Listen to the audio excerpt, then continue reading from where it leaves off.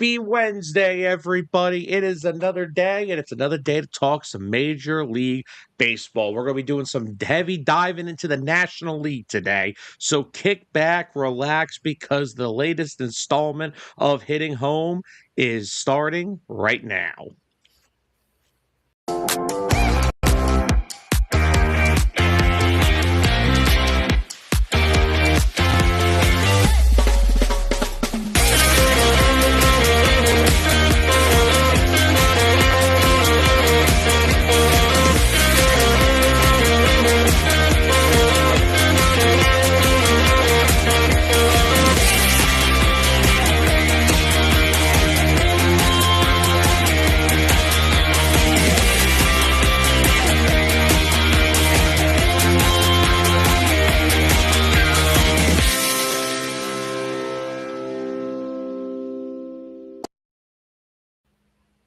Good morning, everybody, and welcome into another edition of Hitting Home, only here on 609 Sports Talk Radio, coming to you guys live with all the latest and fun conversations around the world of baseball. And as always, we are your hosts. He is Dustin Reese. I am Sam Nelson.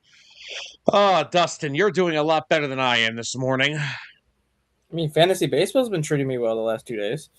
Oh, I'm not even talking about that. I'm just talking about the fact that the Cubs have won, 6 straight? 7 straight. The Phillies haven't won since the Bush administration was in office. Oh, funny. Real funny. Okay, we're starting off with jokes this morning. The last time the Phillies won a game was in game 1 of the last time the Cubs and Phillies played each other. Do you want to do the show by yourself? Do you want me to leave? I'm not in a good mood, okay? Football-wise, I'm in a good mood. NFL draft week. Hockey, I'm in a good mood. Basketball, I'm somewhat in a good mood. Sixers stole game 2 in Boston last night. Baseball-wise, I am as depressed as a Cleveland Browns fan. But yeah, we'll talk about the Phillies later. They do have a little bit of a boost coming to the rotation this weekend. Hopefully, it's going to provide them some type of a spark to have their ace back on the mound this weekend in Atlanta. We'll talk about that. We're going to talk about the Edwin Diaz injury. How will the Dodgers attack that for the next 3 to 4 months until Diaz is back healthy? A lot of National League East talk today, and we're going to start off with the team that is in first place in the National League East, and that is the Atlanta Braves, who are standing at 16-8 to start the young season. And they look good. They're playing some real good baseball. They're healthy-ish. I mean, their rotation is still pummeled by multiple injuries, but, that's just how it is. But I guess, Dustin, I'll start with the question. I'll give it off to you. What has been the cause for the Braves in their early season success so far? I mean, everyone was going to talk about the Braves and their offense because with all the starters that the Braves had out, everyone's like, oh, yeah, it's going to be the offense that carries this team because they're not going to have the starting pitching to kind of hold down the fort. Well, you got Bryce Elder, who's got a 1.50 ERA in 30 innings. You have Chris Sale, who's got a 2.79. You got Grant Holmes, who's got a 3.42, and you got Reynaldo Lopez, who has a 3.74. So, yeah, 4 of your 5 starters have ERAs 3.7 or lower. So, yeah, they might have all these starting pitching injuries, but the ones that they have in their rotation right now are doing more than enough to hold their own. And if, obviously, Elder and Sale are going to be pitching at that level all year, well, that gives you one of the best top 2s in all of baseball. As soon as some of these other guys comes back, Holmes, who's your number 3 starter right now, is going to slide all the way down to number 5. I'd take him as a number 5 over pretty much any other team's number 5. Most teams' number 5s are openers. Yeah. No, and Bryce Elder's a guy that's really been needed to be the guy to step up because, he came off, had a really good first year in the bigs, won 12 games. After that, it got ugly there for a while with Bryce Elder. And we didn't even talk about Martin Perez either. Martin Perez was cut by the Braves last week, and he had a 2.21 ERA in 4 starts. Yeah, they are getting contributions from everybody up and down that rotation with, again, Spencer Schwellenbach being out. Smith Schroyer being out. We are still waiting on Spencer Strider, who I would think is due back soon. I think mid-May comes back. Yeah, because I knew when he got hurt, they didn't anticipate him to miss much time. And No, I mean, he's in Florida right now at their spring training site. Right now, he's supposed to go out on a three start rehab stint starting next week. So basically, he'll start in low A, then go to double A, then go to triple A. Kind of just do the little work your way up through the ladder rehab stint. yeah, and I mean, we know how good he is when he is on his game. Easily one of the best strikeout pitchers in the sport. But, they are getting contributions from the rotation, and the lineup's healthy. That's another important thing. Like, yes, the rotation's banged up. Guys are stepping up. 100% agree. But they are getting contributions from everyone in that lineup. Ronald Acuna is healthy. Austin Riley is healthy. And if you just look at what the Braves have done so far, just from a numbers perspective, I mean, let's look at them. They're second in the league in batting average at 272. They're fifth in on base percentage at 340. They're second in slugging at 448. They're third in OPS at 788.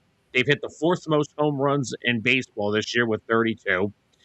Now, they're not stealing a ton of bases. They're 27th with 10, but they don't really have the burners that they used to. Acuna, I mean, I'm sure those leg injuries will hamper some part of his game, and that's probably one of them. And like you just brought up with their pitching, first in ERA at 3.04, tied for first in WHIP at 1.11, Ks per nine, they're about middle of the pack, 19th at 8.28. They've only allowed 20 home runs this year, which is tied for 10th. Their fielding percentage as a team is 988, which is tied for 8th. And they're first in opponent's batting average at 209. They're just getting contributions from everybody on both sides, from the pitching staff all the way to the bullpen into the lineup. And if you just look at some of the guys that the years they're off to, one guy who I don't think ever gets enough credit for how good he's been with the Braves is Matt Olson. I think it's just because, hey, he's the guy that had to come in and replace Freddie Freeman.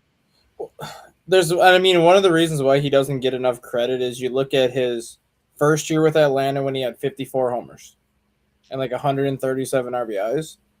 And then you look at kind of what he's done since, where, yes, he's been a productive player, but he hasn't done what he did that first year in Atlanta. But people fail to realize when he had the 54 home runs, you also had Ronald Acuna being a 40-80 guy. Like, that's when Ronald Acuna was an MVP. That's when Ronald Acuna was stealing 80 bases, hitting 40 home runs. So, yeah, Matt Olson had it a lot easier. But then once Acuna started to hurt his knees the last couple of years, more of the pressure fell on Olson. And granted, he was still good, but he wasn't what he was, obviously, that first year. Man, I mean, another reason why I don't think Olson gets enough credit, he hasn't missed a game yet in his Braves career. He has played 162 games every single year since coming to Atlanta. And he had the year in 2023 where he hit 54, drove in 139. The last 2 years he's hit 29, he's drove in 90, and then the other year he hit 34, drove in 103. But outside of that, the guy just comes in every day, plays a really solid first base, and still provides you with a middle-of-the-order left-handed power-hitting bat at first base. The guy is just Mr. Reliable. He's like their Iron Man. The guy hasn't missed a game yet. But another one, Austin Riley, only hitting 230, but he's driven in 16 runs in 24 games. And not having him last year for a bulk of games really hurt this team. He only played 102 and 110 in the last 2 years. When Austin Riley's healthy, borderline could be an MVP candidate. If you look at the stretch he had from 21 to 23, he hit 33 or more home runs. He drove in 93 or more runs in all 3 of those years, and he was hitting over 270 every year. The past 3 years, the average has dipped. 2024, he only hit 256. Last year, he was hitting 260 before he got hurt. This year, still a little off at 231. But when he's healthy and he's going right, he's easily one of the top third basemen in baseball offensively. Mm-hmm. But, what about the contributions they're getting from Mauricio Dubon, hitting 313 in 22 games? Because this is supposed to be a team that had Ha-Sung Kim at shortstop, but he's on the IL still with a finger injury. I mean, Ozzy Albies has had a good start to the year, batting 280. Ozzy Albies is somebody who I feel hasn't. He's had a rough couple of years. I mean, I think he It had a good feels year. I think he had a good year last year. I think last year actually was one of his best years. last year 240 with 16 and 74. 2024 251, 10 and 53. Only played 99 games.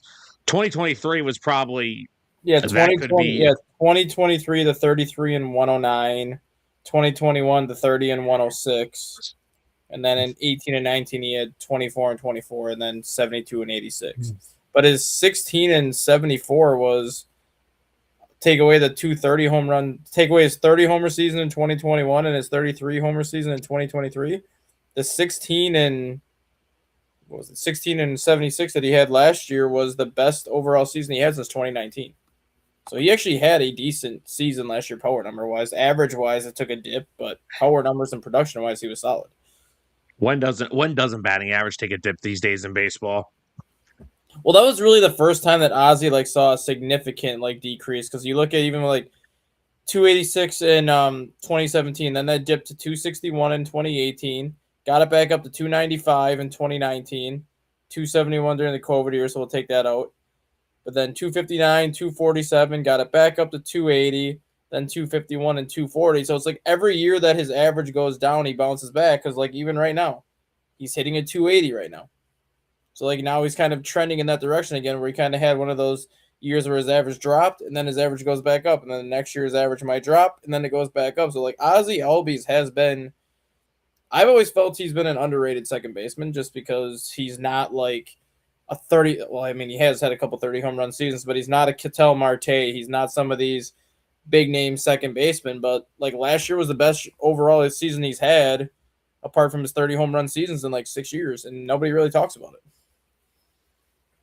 Oh, and again, that's the thing. No one really has talked about a lot of these players from the Braves over the past 2 years because of how dominant they were, offensively in 2022, 2023. Then in 2024, everyone started getting hurt. Albies has been banged up. Riley's been banged up. Acuna hasn't played 100 games since 2023. And I think that is really the situation. That is the key cog in the engine. If Acuna is healthy, now so far in 24 games, he's only slashing 240. OPS is over 704 right now, so not terrific, but one homer, 5 RBIs. Look, the guys have multiple lower leg injuries. It takes a while to get your feet under you when you've gone through that. But you look at the last full season Acuna had. 159 games, 35 doubles, 41 homers, 106 runs batted in, 73 stolen bases. I don't think he'll ever get to 73 stolen bases again in his career, Acuna? given the fact that he's now 28. And You're talking Acuna, right? yes. Does anyone besides maybe? I don't think anyone will get the 70 steals. See, that's the funny thing. Everyone said that once we put in these bigger bases, that you would see more stolen bases. And technically speaking, we have. But we haven't had a 73 base season in how long? Yes, you're getting more stolen bases, but it's pretty much guys are getting 40 steals, 50 steals. I don't think we're going to have anybody steal even over 60 bases anymore, unless you're Ellie De La Cruz getting on base every single time you're batting, because he gets such good jumps on the base pass. Hell, I think Kyle Schwarber even had 10 stolen bases 2 years ago. Yeah. Which Kyle Schwarber stealing 10 bases is probably the equivalent of someone stealing 40. Yeah, no, I don't think we're ever going to really see someone steal 70 bases again. Imagine Billy Hamilton right now, if he had these bigger bases. He may steal 80. He'd probably get 100. Don't you remember his final year in the minors? He may steal close to 100. Ricky Henderson, I don't think would steal 100, just because he was a very good average hitter that could also get on base, versus Billy Hamilton was either a single or you were going back to the dugout crying because you couldn't do anything else. But his final year in the minors, what year was it? 2012 was it?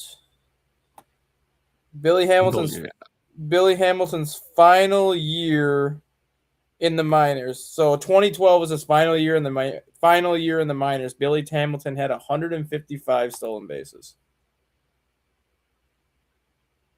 If only Billy Hamilton could hit for an average in Major League Baseball, he would have been one of the best base stealers of all time. He just can never get on base. He had 3 seasons of 100 steals in the minors. He had 103 in 2011, followed it up with 155 in 2012, and then he had 104 in 2013. Jesus. So Like, yeah, how do you do that? How do you do stuff like that? it's literally in And what minor league season is only back then. The minor league season was 120 games as opposed to 140 now. So he was getting over 1 steal a game on average. I would say that's basically 2 stolen bases per game. So yeah, he'd probably get 100 stolen bases if he was around.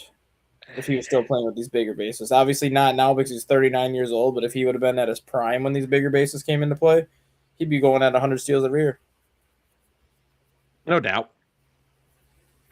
And what has always driven me crazy about the Braves is they will sign guys that are just the most random players and they will just somehow have big years. Like I brought up Dubon earlier. He's hitting 313 with 2 homers, 14 RBIs, and 835 OPS. Dominic Smith was barely on a major league roster in 2025 with San Francisco. And now, this year, he's hitting 345 with a 962 OPS with 4 homers and 17 RBIs for the Braves. And then they made what was one of the most underrated signings of free agency was signing Robert Suarez away from the Padres. Yeah. You pair him with Raisel Iglesias, who now they're going to need Suarez in that 9th inning because Iglesias is currently on the IL. 0.93 ERA, 11 strikeouts, and 9 2/3 innings. I mean, you were talking about like random players that have. Look at Reynaldo Lopez. Reynaldo Lopez, every time he's started, like he's pitched like in relief, he's pitched as a starter. But he's had 3 seasons where he started at least 30 games in baseball. Or I should say 25. Started 32 games with the White Sox in 2018. He was 7-10 with an ERA of 4. Started 33 games with the White Sox in 2019. He was 10-15 with a 5.38 ERA. Followed it up with a 6.49 ERA. Then he had 3 or 4 good years as a reliever where his ERA was between like 2.7 and 3.8. And then he goes and starts 25 games for the Braves last year, or starts 25 games for the Braves in 2024 and throws a 1.99 ERA. Then he got hurt last year and he's back this year. He's at like a 3.74. So that's another guy that was never good he was good as like a spot starter that you could throw in like every now and then if you needed like that 6th man in the rotation or if one of your starters went down to the 15-day IL and you just needed a guy to give you like 4 or 5 starts. He was always good at doing that, but he was never good at being someone that you knew was going to give you 25 to 30 starts that you had to count on every 4 days. Goes to the Braves and throws a 1.99 ERA over 25 starts. And now this year he's made 5 starts and he's at 3.74 right now. It's the Braves special. Guys just come out of nowhere and play well for Atlanta. Like Martin Perez this year too. 221 he had. Now, granted, it was only 3 starts, but still, Martin Perez is another guy that's always been in the mid-4s. Yeah. They just get innings out of guys that are just able to give them production. And like Chris Sale has got to be the most reliable. I'm not saying he's the best ace in baseball, but he's got to be one of the most reliable ones, especially the fact that he's 37. And because if he goes down, I think they're screwed. Right now, without Schwellenbach and Strider and all the other guys in that rotation, the fact that Sale is still at 37 years old, 4-1, a 2.79 ERA, the guy is just reliable for them. And if you look back into their bullpen for a second, because there is one player we haven't even brought up yet because I've been waiting till the end to bring him up. Dylan Lee, the other guy, 0.90 ERA out of their pen. Basically, another really good late inning guy for them that they're going to need now. Now with Iglesias on the IL, Suarez is probably going to go into that closer's role. So Dylan Lee's probably going to get a bulk of the eighth inning now, but the Braves just get production from so many people, and it absolutely makes me sick. Yeah, it's been Like it, but the guy we haven't really talked about yet on the Braves, Albies strong year, Olsen doing just what he does, being all reliable. Austin Riley solid start to the year. Acuna not the greatest start, but I'm sure he'll get going. Michael Harris has had a really good, strong start to the season. If you look at Michael Harris, this is a guy that, bursted onto the scene, hit 297 his first year, 293. Then he hit the average started to dip, hit 264, hit 249. The strikeouts became a big issue with him over the past yep. couple of years. But this year, he's got 15 strikeouts to 5 walks, but he's back up to 286, putting a lot better contact on the baseball, and he's playing a really good center field. Mm-hmm. However, the big reason why the Braves are where they are, it's got to be the young catcher. Drake Baldwin. Yeah, wins and a rookie of the year last year. And what does Drake Baldwin do to respond? Oh, he's only hitting .310 with 6 homers, 22 runs batted in, a 9.808 OPS. Easily is probably one of I'd say the 5 best catchers in baseball right now. And then you look at his backup. Like his freaking backup is Sean Murphy. Sean Murphy would be a starter in 70% of this league. Yeah, and he hasn't even played yet this year because he's still hurt. I know, but like Sean Murphy, like when he came to Atlanta that same year that I think it was either the year after or the year before Matt Olson got there, Sean Murphy goes and hit like 32 home runs with the Braves. So like Sean Murphy would be a starter with like probably 17 to 18 other teams in baseball. Yeah. And Murphy came the year after Olson. Murphy came over in 23. Olson came over in 22 because Freeman. What was Murphy's first year here? Didn't he have like 32 home runs, like 97 ribs? One moment, please. In 108 games in 2023, Murphy hit 251 with 21 homers and 68 runs batted in. Career high numbers. Yeah. Yeah, and Olson came over the year before because Freeman's last year was 2021 when they won the World Series. And see, that's what, as a Phillies fan, that's what makes me sick. I was so happy. Not happy because I also think, I know he's had a good career with the Dodgers, but I still think Freddie Freeman should eventually, hopefully, end his career with Atlanta. I don't like the fact how that whole thing ended. I really wish he would have. He was just such a cornerstone for the Braves, but you know how happy I was? I didn't have to see him in the National League East anymore, and I still can't get rid of the Atlanta Braves. They are just like, the Braves are like the ticks in Africa. They're on the Lions' back. No matter how much they try to get rid of them, they don't go away. I mean, you could have just said herpes. No. We're not going there. We're not going there. I can't get rid of them. These guys just, now they're healthy, and this is what I'm so sick and tired of hearing about the Phillies fans. Like, oh, well, the core needs to be changed. The Braves haven't changed their core in 5 years, and they're still good. What I will say with the Braves, too, though, is like, injuries have derailed the Braves the last several seasons. Like, since they've won the World Series, like, they've gone through a rash of injuries, whether it be to Ronald Acuna, whether it be to Strider and some of their pitching staff. Like, they've gone through a rash of injuries. But this is a prime example of Brian Snitker was a great manager. Like, I'm not taking anything away from Brian Snitker. He was a great manager. He was in the Atlanta Braves system for 38 years? Like, he was a minor league manager in the Braves system for like 30 years, and then he came up to the Braves and was like the manager here for 6 or 7 years. This was a prime example of the Braves just needed a new voice because Walt Weiss has come in there now. He was the bench coach last year, and team is 16-8. Like, I don't think anyone's saying that Snitker. I think Snitker retired. He wasn't fired, but I don't think anyone would have been saying that if Snitker came back, like, he would have been on the hot seat or anything because he's been consistent. Yes, the last couple of years haven't gone as well as he's hoped because of the injuries, but you bring Walt Weiss in, who was with the team the last couple of years as the bench coach. This is just a prime example of you just needed not necessarily a different direction, but you just needed that new voice. Just a new set of eyes, a new voice kind of steering the ship, and the Braves are benefiting from it. Yeah. And honestly, that's kind of like the situation that happened here in 2022. Girardi was here for, to going on his third year here, and the team wasn't responding well. They've ended up firing him for Rob Thompson. Now, unfortunately, I also think that situation is becoming another issue with Rob Thompson, because the issue that I have with the Phillies is I don't believe the star players are held accountable for for the mistakes they make. Yeah. I am still a guy that has always been a top fan of Charlie Mangle, because he didn't care what position you played, what amount of all-star games you played in, how many World Series you won, what your bank account said at the end of the day. Mm-hmm. Jimmy Rollins hit a lazy fly ball to left field against the Cincinnati Reds. He should have been on second base no matter what. Adam Dunn dropped it, and he was standing at first base. He was taken out the next inning and was benched for the rest of the game. Yep. Meanwhile, Bryce Harper hits a single to center field, and here he goes trying to sprint to second base and is thrown out by 30 feet. Brandon Marsh.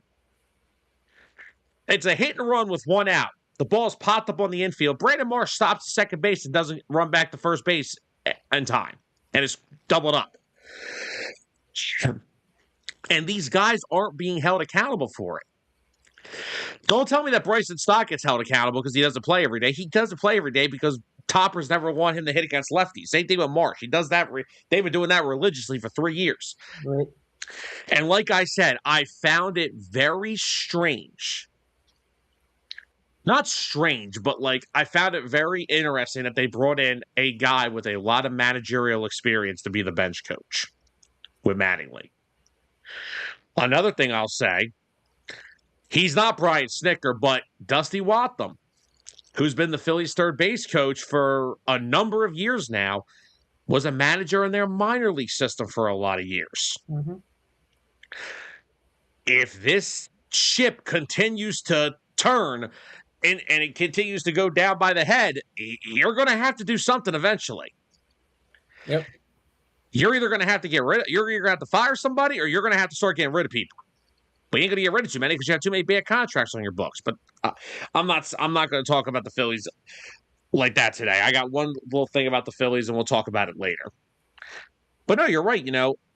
I would say the same thing if Brian Snitker wanted to. I'm pretty sure the Braves wanted Snitker back. I don't think he wanted to come back because now I think the injuries are just taking a toll on him just because they have the talent. They've had the talent to be one of the best teams in baseball the last 3 years, but whether it's Acuna, whether it's starting pitching, whether it's relief, every year they go through a wrath of injuries for half the season, and they just fade for half the season, and then they get hot towards the end of the year, but they've dug themselves such a big hole that they can't ever make up the ground they lost. And I think it just got to, Snitker's 68 years old too, so it's not like he's a spring chicken or anything like that, but if he wanted to come back, the Braves would have brought him back. It wasn't that they were kind of on that we're mutually agreeing to part ways. Snitker just said, I'm 68 years old. I've been doing this for almost 40 years. I'm going to just step away now. And I think he still had 2 years on his contract. So it's not like it was a final year of his contract where it's well, we're not going to give you that extension until the year's over. And he just kind of decided at that point, well, I don't have the extension. I'm going to leave. Yeah, I think now he's a special advisor for the organization. Yeah, he's up in the front office with the GM, yeah. So just take out the starting rotation from the past couple of years. Let's just go back to last year. Sean Murphy in 2024, mm-hmm. or no, 2025, played 94 games. Mm-hmm. Ozzie Albies in 2025. Well, Murphy's a catcher, though, so 95. I know. I'm not knocking him. No, I'm not knocking him for it. Listen to the trend I'm going to go with here. Austin Riley, only 102 games. Mm-hmm. Ronald Acuna, 95 games. Mm-hmm. I think Michael Harris played 160. Albies played 157, and Olsen, of course, is Iron Man. That's a lot of games missed by just 3 crucial players. That's half a season for those 3 players. Not to mention the amount of starting rotation injuries they had last year. Mm-hmm. And they've been still without Joey Jimenez, one of their top late inning relievers for the past year and a half. He's still recovering from a knee injury. Yep. From 2022 to 2023, you could have made the case that the Braves were the best team in the National League. They just ran into 2 hot Phillies teams. They were, and you look at, I mean, that's when they were giving Austin Riley his contract. That's when Acuna got his contract. That's when Albies got his contract. Like the Braves were extending their core because they were young when they were extending them, and they could still get them for relatively cheap. So like the Braves kind of started that wave of all these extensions being given out to players that are taking them at like a younger age. And the Braves like had all the young starting pitching. A guy that we don't even talk about because he's not even with the organization anymore. Kyle Wright. Kyle Wright was a 22-game winner for the Braves in 2023. He was the last 20-plus game winner in the National League, and now he's in the Cubs minor league system trying to make his way back into the majors. But that's another pitcher the Braves had on their rotation that people forget that was even there because he had his 21 wins, 22 wins that year, and has not been able to stay healthy since. Yeah, what about Mike Soroka? Soroka's another one. He was a high. He was amazing for the Braves, so he started getting hurt. And then, of course, you want to talk about reliable. Are we forgetting the guy that's on the Yankees right now named Max Fried? That's Charlie Morton. Like Charlie Oh Morton. my! Like yes, his record. You look at his regular season record and you wonder why this guy was in the league for 17 years because he's a 500 pitcher at best, and I think career wise he's well under 500 for his career, but he's like a 500 pitcher at best. As soon as the playoffs come, Charlie Morton's like an ace. That's why he stayed in the league as long as he did. It was because once the playoffs happened, like Charlie Morton was legitimately a top 3 pitcher in the playoffs for a long time. Which year was it that the Braves had that ridiculous offense? Was that 22 or 23? That was the Ronald Acuna MVP year because that was the year that So Olsen had the 50. That was the year that Olsen had 54 home runs. Acuna had the 40-70. Riley had like 48 home runs that year. All right, so yeah, listen to this. Listen to these numbers. Are you on the 2022? That was 2023. Sean Murphy, 21 home runs. Olsen, 54. Ozzie, 33. Orlando Arcia had 17. Riley had 37. Eddie Rosario had 21. Michael Harris had 18. Acuna had 41. Marcell Ozuna had 40. Mm-hmm. And then the rotation, that was Elder when he had the 12 wins. Strider, Morton, Fried, like these guys were just, that offense was so damn effective. I mean, just listen to some of these stats that you don't like. You went over like the individual stats, right? So like Ronald Acuna that year, 1,012 OPS. Matt Olson, 993 OPS. Ozzie Albies, 849 OPS. Austin Riley, 861 OPS. Sean Murphy, 844 OPS. Marcell Ozuna, 905 OPS. For like the season, the Braves had 947 runs scored. First in the majors, obviously. They had 307 home runs, which was tied for first in the major leagues, but they also set the all-time record for most home runs in a single season. 276 batting average as a team that year, a 501 slugging percentage as a team, and an 845 OPS as a team.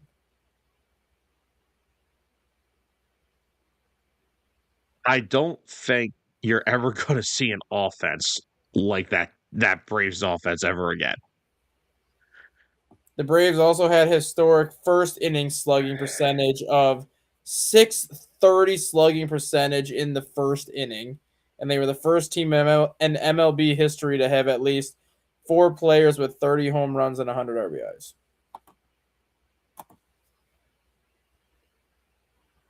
Again, one of the best offenses that we've seen in the modern day of baseball. And like I said, the only reason that the 2023 Braves were not in the World Series, probably because they just ran into a hot Phillies team. Well, they ran into Kyle Schwarber. Because that's when Kyle Schwarber had like 7 playoff home runs. Yeah, but Schwarber, honestly, that was not effective in that series. It was mostly Bryce Harper and Nick Castellanos that was doing their damage, and Trey Turner. Schwarber, I'll give the Braves credit. They actually pitched Schwarber pretty freaking well.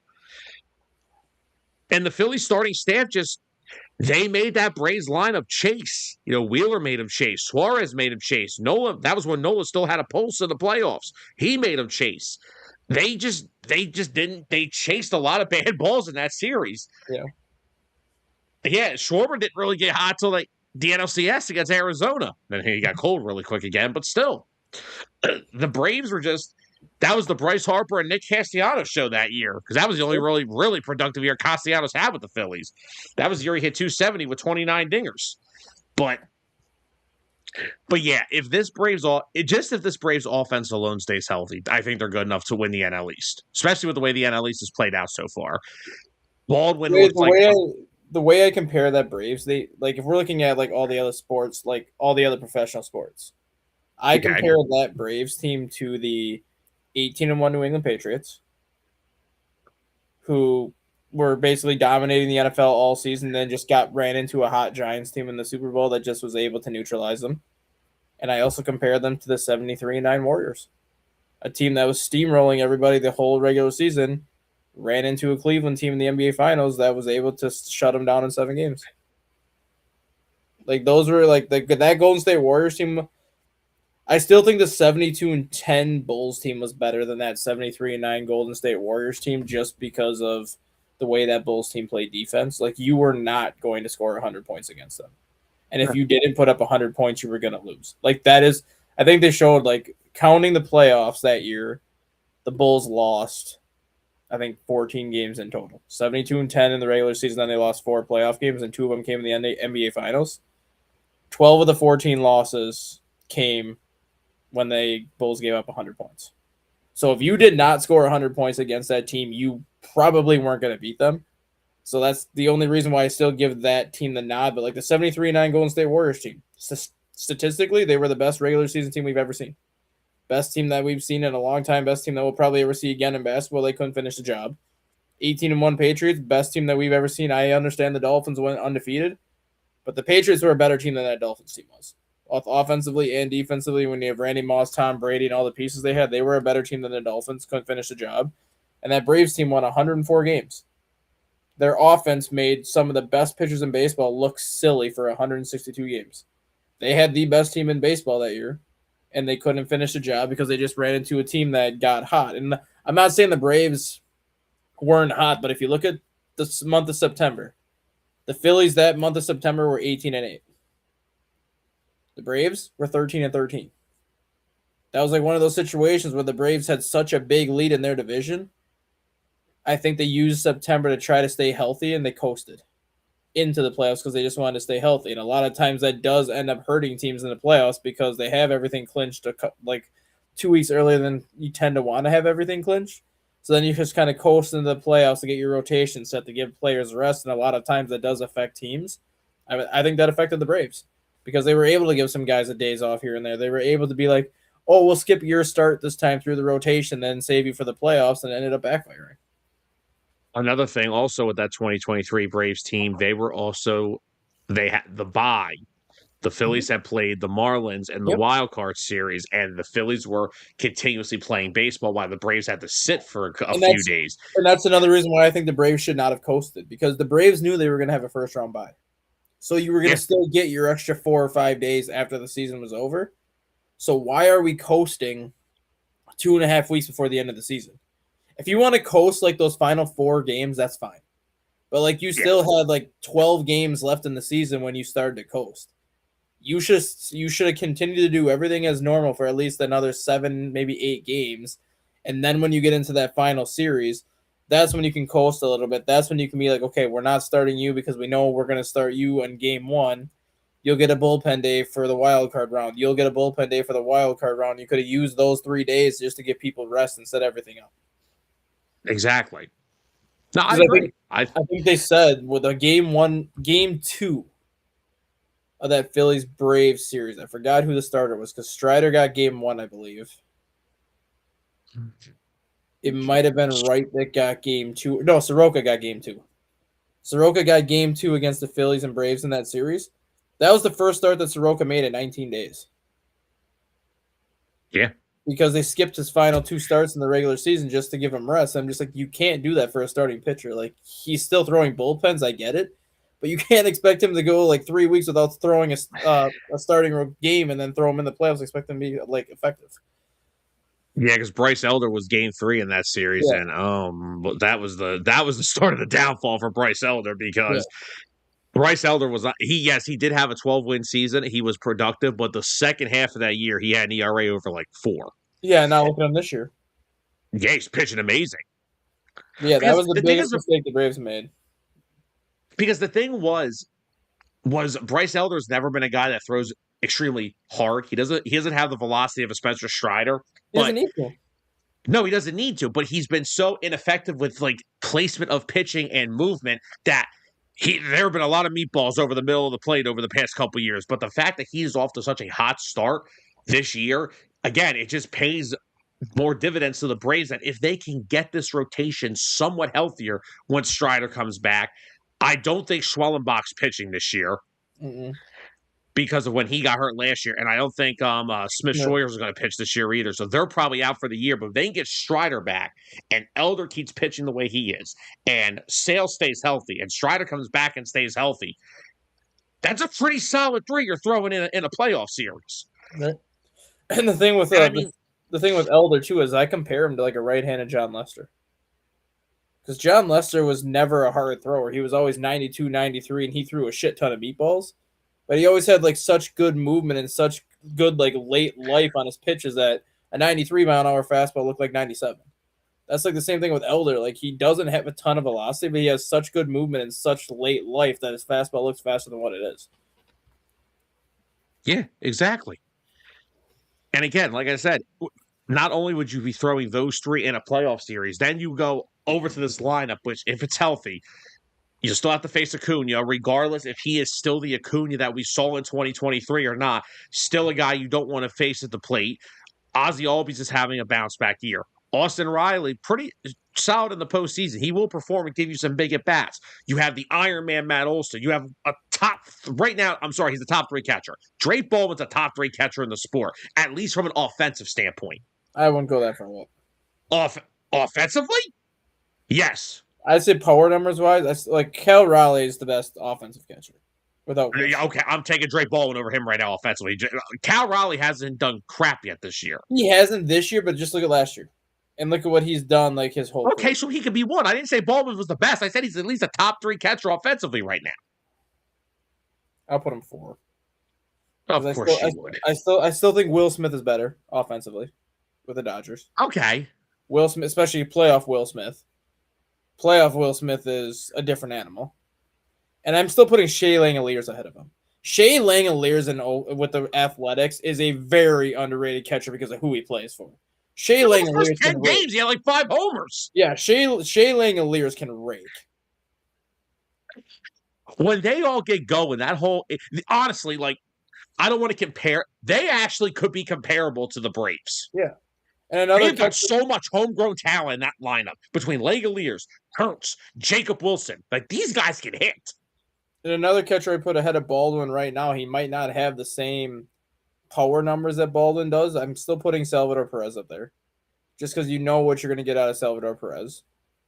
And I'm still putting William Contreras ahead of Drake Baldwin. William Contreras is a great hitting catcher because he actually can hit 300.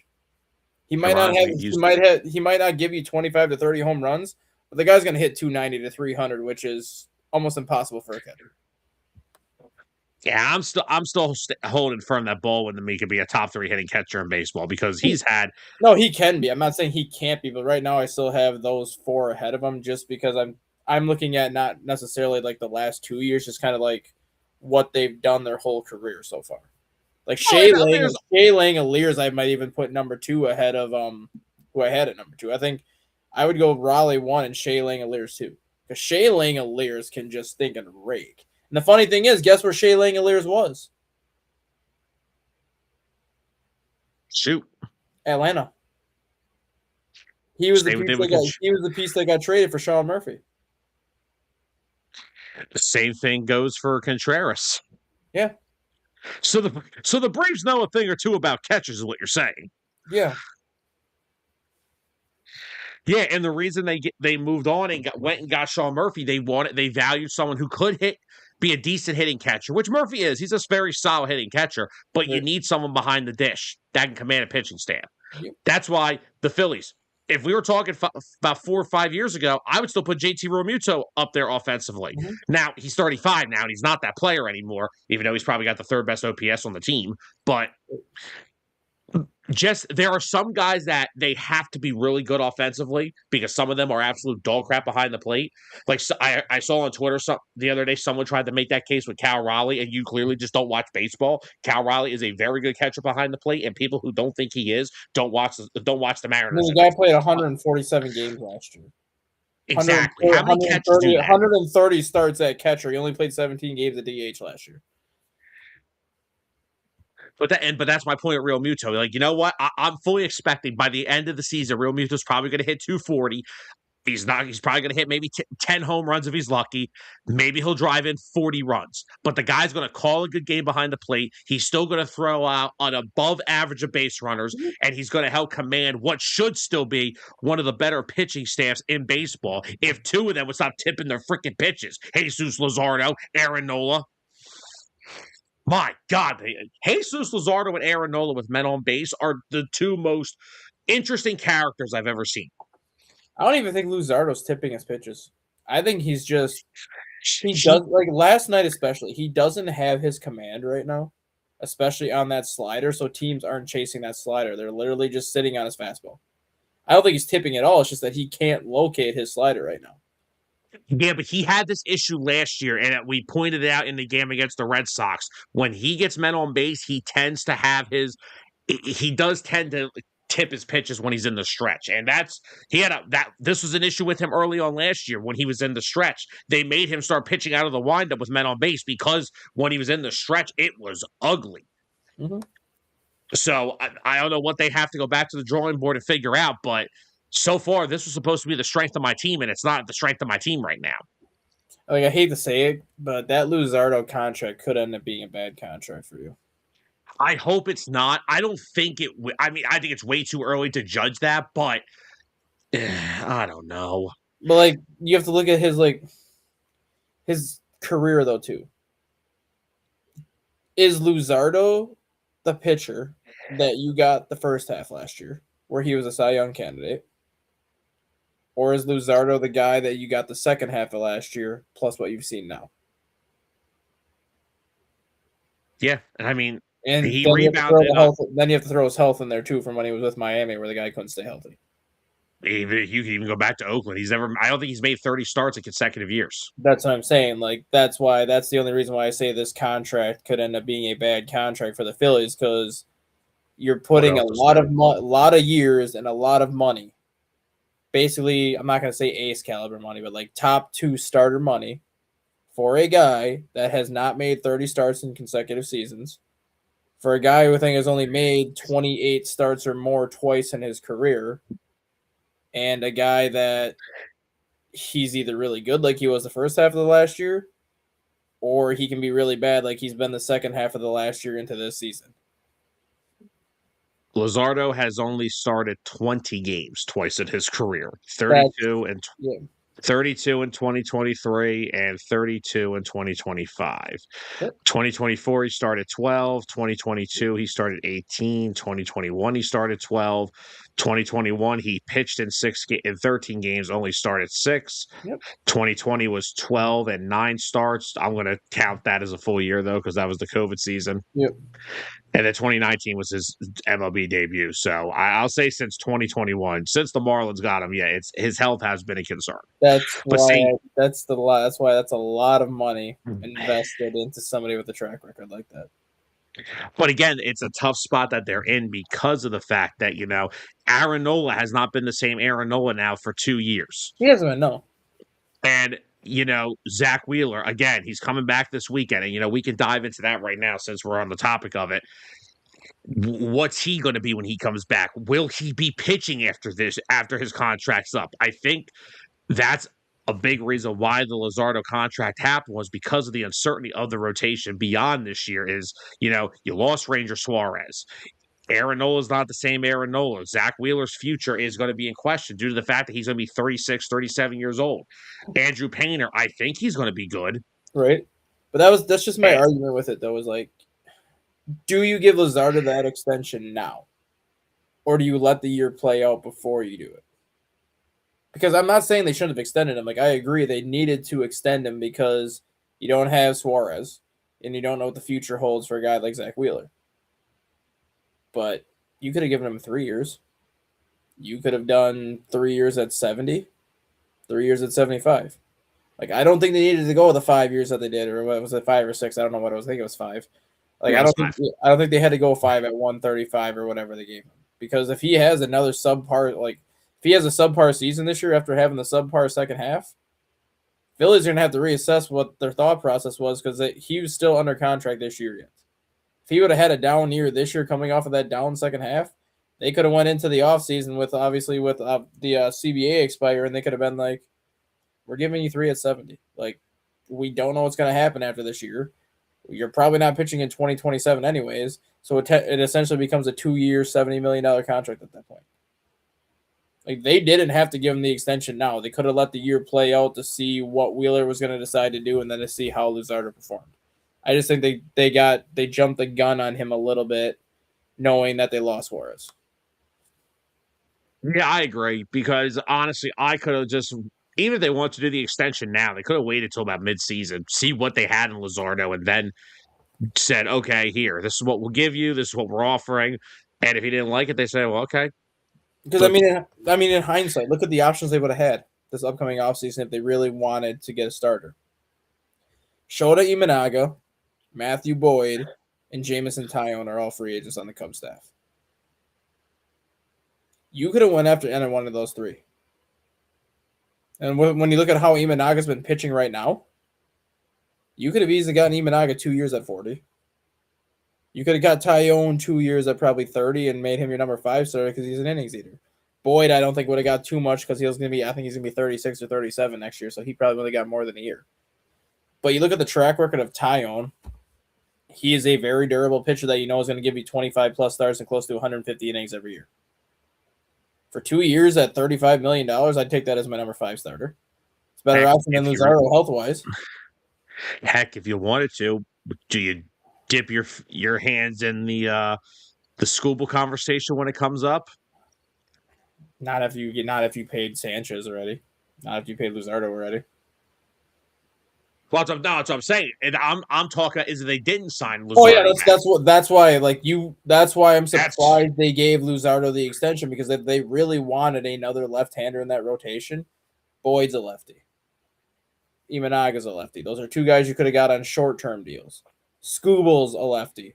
Like if you were going to spend that kind of money on Luzardo, you should have just waited for Scooble. Just went all in for Scooble. or there's a guy in Pittsburgh too you could go all in for. Let's see how that goes. Oh, no, I'm saying if they wanted a lefty though, True. Skeens is there for at least another 4 years before he even gets to that arbitration argument stuff where it's going to end up That's turning fine. into Scooble. I'll just trade every top prospect in my system for him because we don't develop a lot of good players to begin No, with. I know, but So. I'm just saying, like, if you guys really wanted lefties that bad, like, you would have had 5 or 6 legitimate left-handed starting options this upcoming free agent class. Like, Luzardo was in the final year of his contract this year. Like, you did not have to sign him now, where if you really wanted him back after the offseason, you would have got him back. But you wouldn't have had to pay what you had to pay for him this past offseason if he continues to struggle. Like, you would have saved yourself easily $40 to $50 million if he continues to struggle. Now, if he figures it out and starts pitching the way he did the first half of last year, then that contract is going to look like a steal. But if his track record continues to trend the way it's trending and he's either not healthy or he's pitched basically the way he's pitched since the second half of last year, $145 million for that's going to look like a rough contract. Yeah, because you want to look at some other guys that are free agents after this year. You brought up Scooble. Robbie Ray's a free agent. Another lefty. You said you brought up Shota. I'm just going through lefties. Yeah. Shota Managa, like you said. Boyd. Trevor Rogers from the Orioles is a free And agent. he's got like a 2.2 ERA right now, and he's only 28. Oh, mind me. I know he's not a lefty, but Freddie Peralta's going to be a free agent. Mets will re-sign him. Mets can't afford to let him walk. Yeah, you would hope so. But yeah, I mean, you just look at the But free agent pitching options the Phillies would have had, or would have had they waited. yeah, I think they probably jumped the gun here, and because Luzardo was going to be on that list too, but Yeah, they and chose. they got worried because they lost Suarez, but I'm like, okay, you lost Suarez, but you still re-signed Christopher Sanchez, so you basically replaced Suarez with Sanchez, and then you still knew you had Wheeler and Luzardo through this year yet, plus Nola for another couple of years. Like 4 of your 5 starters were set for this season. It was after the season where you had to figure things out, and I'm like, if you really want Luzardo back, you can get him back, but you wouldn't have had to give him what you had to give him now. And there's another one, Sanchez, another deal you didn't have to do. That one I'm fine with though, because Yeah, I'm okay with it he's too. earned that one. He's earned that one. Luzardo, you basically paid him based off of what 13 good starts to start the year. Honestly, and I mean, don't get me wrong. When it came to October against the Dodgers, he pitched well. Yeah, he did. He really did pitch well against the Dodgers. They just didn't hit. Well, that's the thing though. Did he pitch well, or does it the Dodgers track record? Because the Dodgers can't hit lefties. They just can't.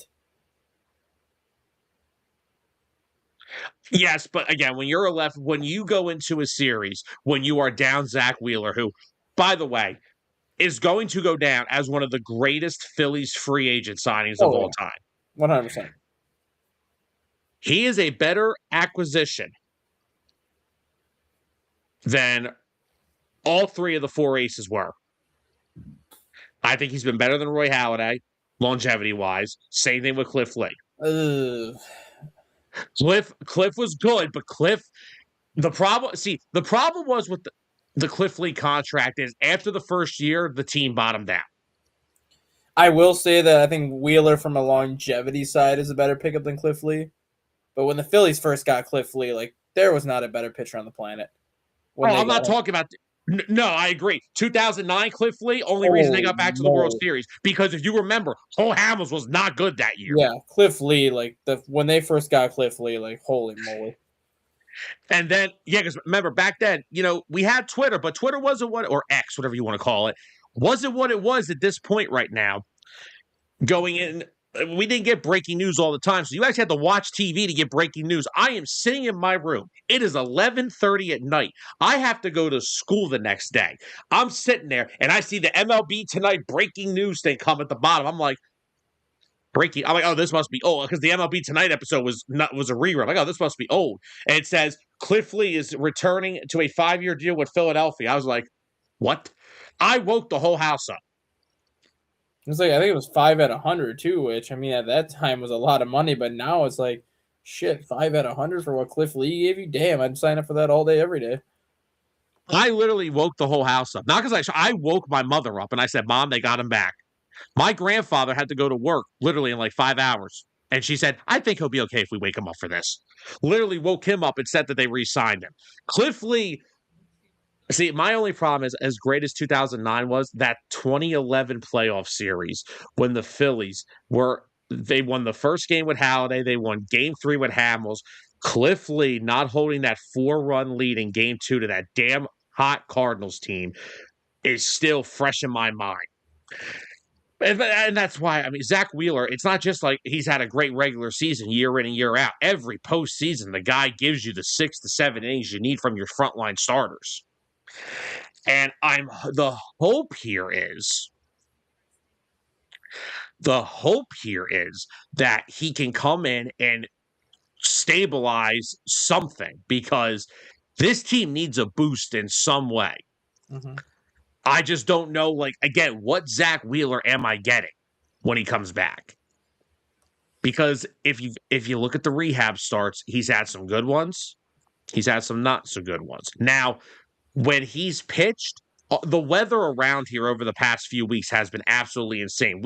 I had my air conditioner on this time last week. Now I have my heater back on. Like, he is pitching some days where it's like 48 degrees. Yep.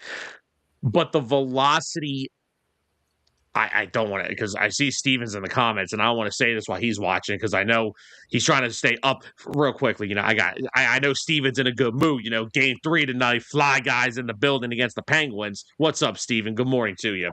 I don't want to damper the mood here for you, but the velocity for Wheeler it's hanging around 92, 93. But is he trying to go 100% right now though? I know that, but I would have hoped by that last rehab start we saw him trying to touch 95, 96 still. But even Zack Wheeler himself is tampering his expectations. He said, I had a major surgery. Even Zack Wheeler himself doesn't know what kind of pitcher he's gonna be when he first comes back.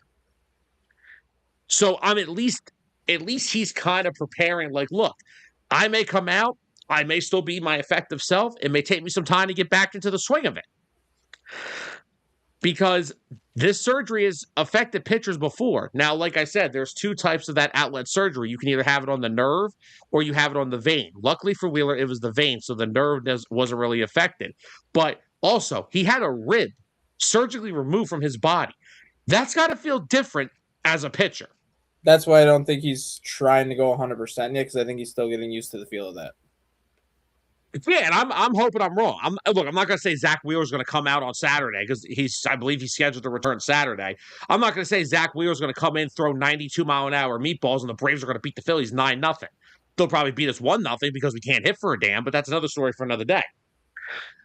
But it's just what Zack Wheeler has meant to this team over the entirety of his career in Philadelphia, which has been nothing more than a 12-plus game winner almost every year, a Cy Young candidate almost every year, and a top postseason pitcher almost every year, and should have forced a Game 7 of that 2022 World Series. Thank you, Jose Alvarado. But you're hoping that he can just supply a boost because the rotation, which was we said it all offseason, was supposed to be the strength of this team. Even if the offense struggled, which it has, you at least expected the rotation to be the strength of this team. Taijuan Walker in the first inning this year has been awful. That's why they're going with an opener today. He's got an ERA over 9 in the first inning. It kind of levels out after that. Because, I mean, you go back to the Diamondbacks game. He gave up the 2 runs in the first inning. He didn't allow another run for the rest of the game, and he got you through 6. And that's against the Diamondbacks team that's actually been pretty good so far this year.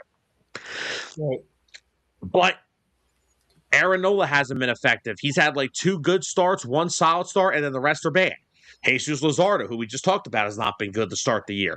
Christopher Sanchez has been good. I say he's had some weird games with his command, but he's still pitching like an ace. He's keeping you in games, and he's giving you a chance to win. It's not his fault they can't hit. Painter, he's showed me some things. He's had some good starts. He's been a little up and down with him, but again, he's a kid. I just hope I don't get the stupid tweet of the Phillies have activated Zack Wheeler for tonight's start. To make room for him on the roster, Andrew Painter is being sent down to AAA. If I get that tweet on Saturday, if I'm John Middleton, I am firing Dave Dombrowski and saying, stay in Atlanta. You're not coming back to Philadelphia with me. I don't think you'll get that tweet. I think it'll be Wheeler gets activated, Walker gets DFA'd. Yeah, because I don't even know how. Well, I mean, yeah, well. Because that is an $18 million a year mistake. I get why they signed Taijuan Walker. They needed a guy that could just come in and eat innings. And, it started out okay. He won 14 games his first year in Philly in 2023. His CRA was still like a 4.30 that year. Those, even if you're winning 14 games, you're still giving up 4 runs, so your offense is bailing you out. Yeah, but again, when 2023 hit, that was the first year that Christopher Sanchez established himself as a full-time starter. And when he got to the postseason, the goal was, as long as I got Wheeler, Nola, Suarez in the playoffs with an off day between games, I'm going to be okay. If my number 5 starter comes in and wins me 14 games with a 4.3 ERA, I'm okay with that. Well, my 5 starter, who now is my 4 starter for some stupid reason, is giving me an ERA of 9, I can't win with that. I just look back at when the Cubs won the World Series, because I've been listening to that 10-year reunion show with Rizzo and David Ross. I never realized how good the Cubs starting rotation was the year that they won that World Series. Well, it was amazing. You had John Lester, who went 19-4 with a 2.25 ERA. Kyle Hendricks was 16-8 with like a 2.11 ERA. Jake Arrieta was Jake Arrieta was 18-9 with a 3.10. John Lackey was 13-12 with like a 3.50, and Jason Hamels was like 13-7 with a 3.40. So everybody in that rotation won at least 13 games that year. You need the starting pitching to win in this league, man. But I think also made 28 starts. So it's like everybody in that rotation stayed healthy. Again, here, I'll give you another good one because I think a big reason why the Phillies didn't win the World Series in 2022 was because they didn't have a strong enough starting rotation. I think it was really just Wheeler, Nola, Suarez, who by that time of the year was, gassed. And I mean, we started Noah Syndergaard in a playoff game that year. Good Lord. Noah. But if you look at the Phillies, the 2008 Phillies, they had 5 starters that year that gave you quality. I mean, they got 33 starts out of Cole Hamels. They got 33 out of Jamie Moyer, who was 45 years old. They got 30 out of Brett Myers, even though he was sent to. He actually asked them to demote him to AAA Yep. halfway through the first half because he could not get it right. Yep. Because what happened was he suffered a lat strain in 2007, missed a lot of time, and they were also in 2007 struggling in the ninth inning because Tom Gordon got hurt, and they needed someone in the back end. So Myers was the closer, came back in 08 to be a starter again, and struggled. So he asked for a demotion, but he still gave you 30 starts. Kyle Kendrick gave you 31 starts. Adam Eaton gave you 21. Now, he really had a rough time in Philadelphia, but they made the trade in July, if you remember, for Joe Blanton, who ended up going undefeated after being acquired by the Phillies. And he slotted right in as your number 4. But that's 4 to 5 guys that you got innings from every single night. Like, that's what I said about the Phillies in 2011. You can have I could put 5 aces together, but it doesn't mean you're going to win anything. You just need guys that give you 6 innings a night. And that's why this Phillies rotation drives me crazy, because this should be a rotation built to win a World Series because they have 4 to 5 guys, depending on how many innings they want Painter to pitch this year. I know a lot of Phillies fans are upset that Painter's only pitching about 5 innings a night, but the problem is he's running into those rookie innings where he's a little erratic with his command. And again, he's just removed off Tommy John. They're not going to want to pitch in 188 to 200 innings in his first year in the bigs. Welcome to baseball. But back on track with this topic, I'm very excited for Saturday.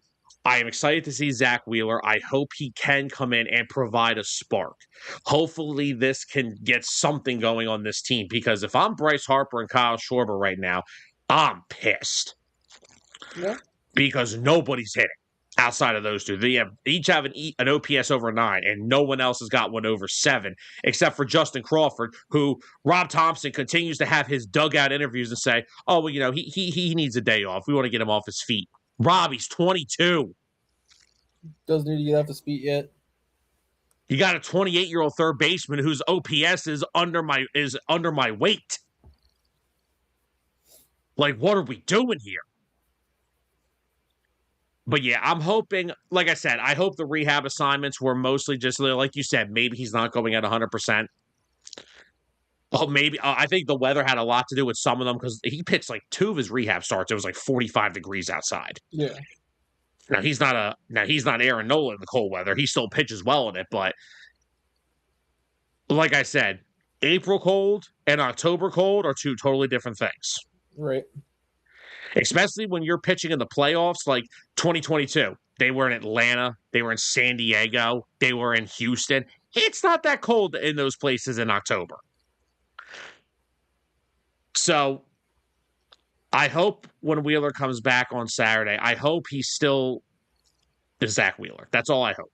I don't expect him to come out and be the Cy Young candidate that he's been since coming to Philly, but I hope I'm still getting a guy that I can rely on every 5th day. Because again, if Zack Wheeler doesn't come to Philly, who knows where this team's been over the past 4 to 5 years. Right.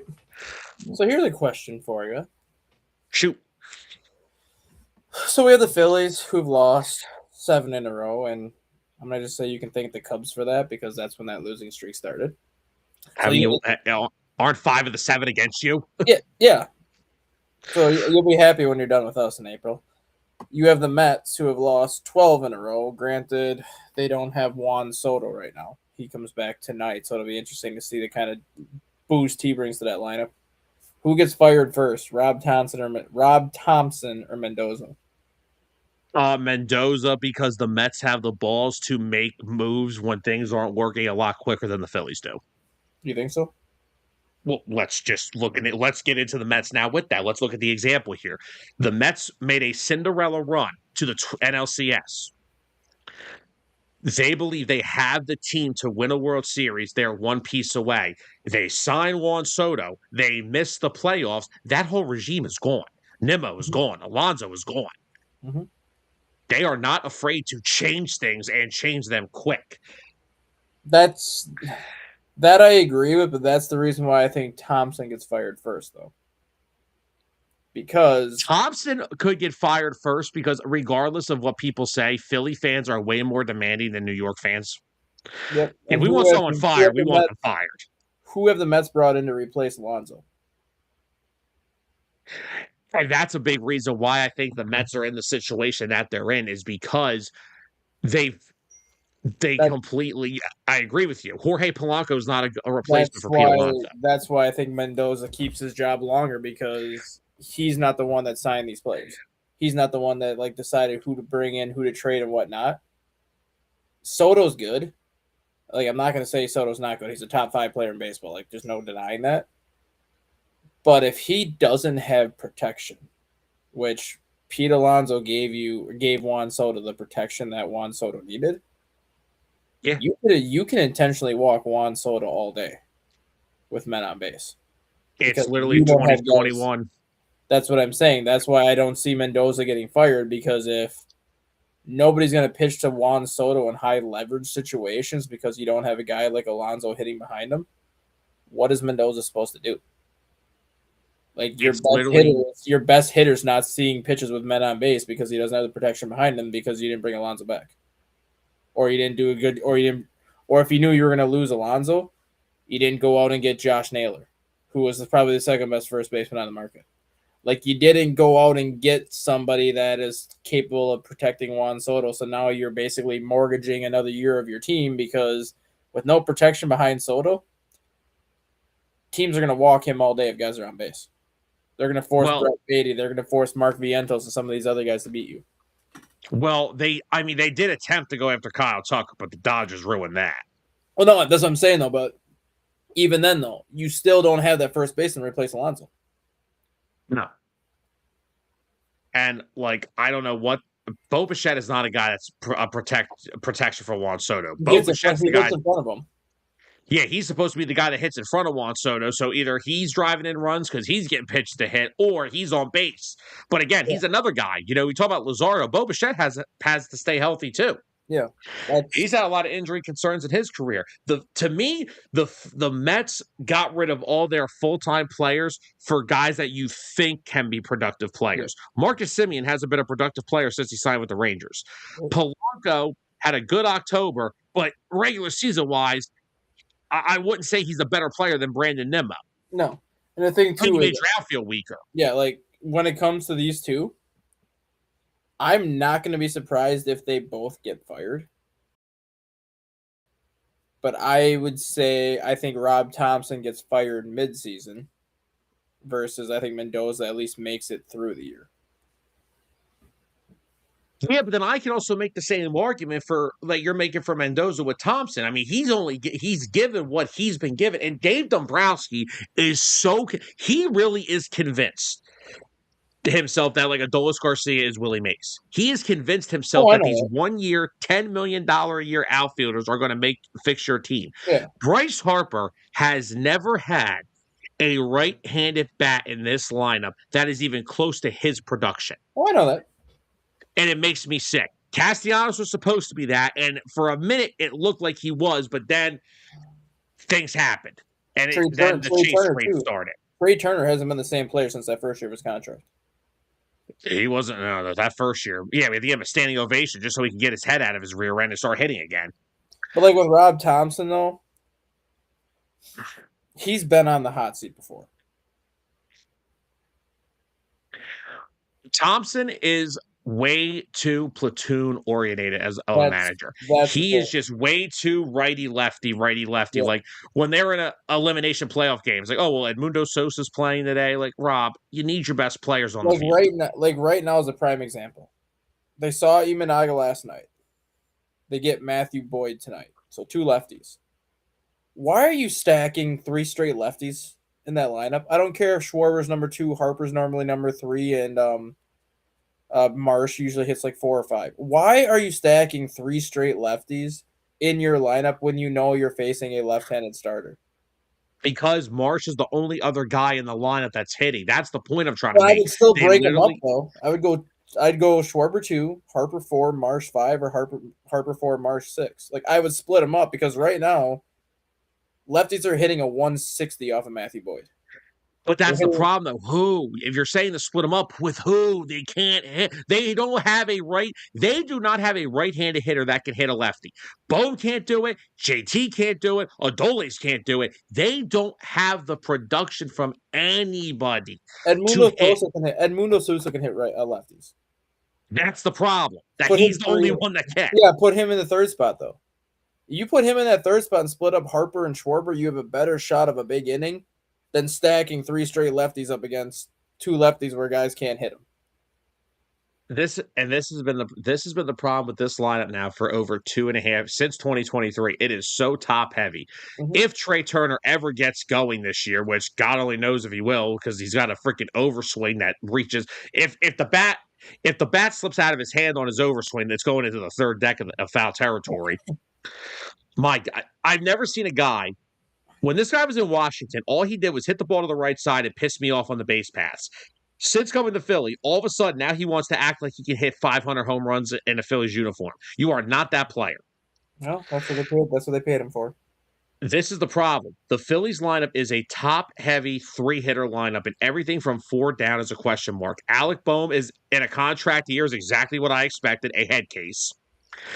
JT Realmuto is a 35-year-old catcher, which, like I said, I'm not going to get on JT because of the fact that he's a catcher. He does a lot more things for this team than people give him credit for. He's already got his back's messed up. He's had a foul ball hit his right foot 3 times in a week.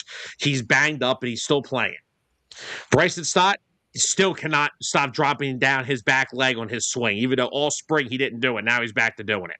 Adolis Garcia is doing exactly what I expected him to do. He is Max Kepler, Whit Merrifield, and Austin Hayes all put in one. Another right-handed outfielder that you paid $10 million to, and he can't hit. The only right-handed bat that they have gotten at the trade deadline or to sign to a 1-year deal that was productive was Harrison Bader, who they let walk for $500,000 more than what the Phillies were offering. That makes me absolutely sick to my stomach.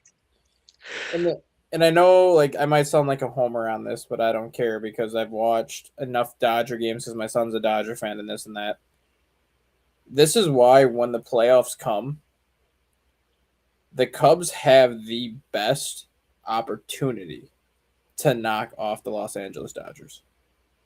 And the reason for that is, as good as the Dodgers are, they were 28th in baseball last year in batting average against lefties.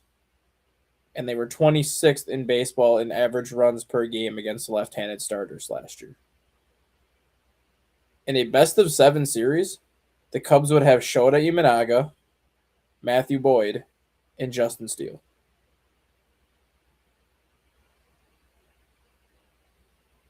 Yep. Three lefties that you could throw in 5, if not 3 lefties that you could throw in 5 of those 7 games. And then you would have Edward Cabrera and Jameson Taillon sprinkled in there. But if you're guaranteed to have 3 lefties start 5 of those 7 games in that series, if history shows what it's been shown the last 3 years and Dodgers theoretically cannot hit lefties nearly as good as they can hit righties, the Cubs have that chance to knock off the Dodgers because they can just go lefty, lefty, righty, lefty and just stack their rotation with lefties and be like, we're going at you with our best options. Prove that you can hit lefties. So we tried to run at him last year with Suarez, Sanchez, and Luzardo. Can you hit these lefties? Honestly, because that's it. We didn't lose that series because Ohtani and Freeman killed us. We lost that series because we couldn't hit. Yeah. Like, you look at that series, I think the Dodgers scored more than 2 runs in only one of those games against your starting staff. They crushed your bullpen. But, like, when those starters were out there, whether it was Suarez or Sanchez or Luzardo, I think Suarez gave up 3. But other than that, Luzardo gave up nothing. And Sanchez gave up a run. Yeah. And Sanchez left the game with a 3. Sanchez left the game with like a 3 or 4-1 lead. The bullpen blew it because, oh my. By the way, okay, here's where I can agree with you on Rob Thompson. Ryan Kerkering Clearly has some hitting home, some major league moments. He is Rue Baker now. Mm-hmm. If a ball's hit to him, he doesn't want to throw it to first base. Also, last year, before that happened, Orion Kerkering's biggest weakness was he was absolutely terrible with inherited runners on base. Why is it already through the first 10 games I've seen Orion Kerkering, at least 6 of them have come with inherited runners on base? Why did I sign Brad Keller if I'm still going to do the same damn thing? Yeah. That's why I think Rob Thompson gets fired before Mendoza, because he's going too analytically driven right now. He's playing the platoons too much. He's playing matchups too much. He's not trusting. I'm not gonna say he's not trusting his gut, but he's not trusting what your players are there for. Because Brad Keller can get both lefties and righties out. He's not going with Brad Keller enough. Like, Brad Keller last year was a top 5 reliever in baseball. He was used in every role possible. The 8th inning, the 7th inning, the 6th inning, the 9th inning. Like, he was used in every role possible. And the Cubs got to the point where it's like, Keller is our best reliever. If we're winning by 2 runs in the 7th inning, but the 3 best hitters in that lineup are coming up, Keller's pitching the 7th. If the 3 best hitters are coming up in the 9th inning, Keller's pitching the 9th. And that was how it was like the whole year. Like, they waited until they had that pocket where the 3 best hitters were coming up. Regardless of the inning, that's when Keller was throwing. Freaking Rob Thompson is literally just using Keller in the 8th inning. Like, he was a great reliever last year. Like, he should be getting the best part of the lineup late in the game, regardless of the inning it's in. Yeah, but this is another problem that we are having, has been the fact that the bullpen, it should be, everybody should have a decently set role, but the problem is some of these guys have not been good. Yeah, but Orion Kerkering. Look at last night, though. Nico Horner and Seiya Suzuki had those 2 home runs in the 8th inning yesterday to make it a 7th inning yesterday to make it a 6-1 game. Yeah, keep reminding me. Why the hell was Keller not pitching that inning? That is the top of the lineup. That is your best hitter in Nico Horner, your second best hitter in Alex Bregman, and the best power threat the Cubs have in Suzuki. Why was Keller not pitching that inning? That is why you signed him. Yeah, and the problem is they only have one lefty that I would have somewhat confident in after trading away Matt Strahm in the offseason. The only lefty that you would feel comfortable with pitching to right-handers is Alvarado, because he apparently does throw gas. Yeah. Tim Meza and Tanner Banks do not throw hard enough to face right-handed hitters. They are lefty specialists. Yep. And that's now, why...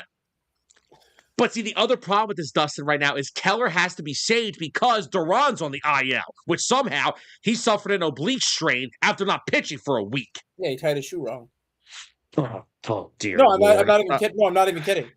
He was tying his shoe in the clubhouse and he stretched too far and he pulled his oblique. I'm not even joking. It's like when Sammy Sosa sneezed in the hot tub and threw his back out. Yeah. It's 2012 I wasn't just saying that to piss you off. Like, he was legitimately tying his shoe, and then when he reached down to pull the shoelaces, he ended up pulling his oblique. It's literally 2012 all over again. But that's why I just, like, laugh. Like, you spend $22 million on Brad Keller.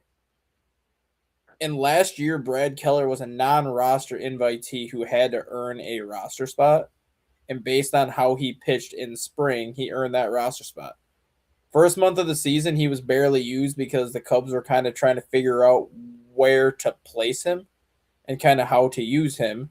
Then once you got into May, you're like, okay, this is a very good 7th and 8th inning guy for Daniel Palencia. So they started using him in the 7th and 8th inning.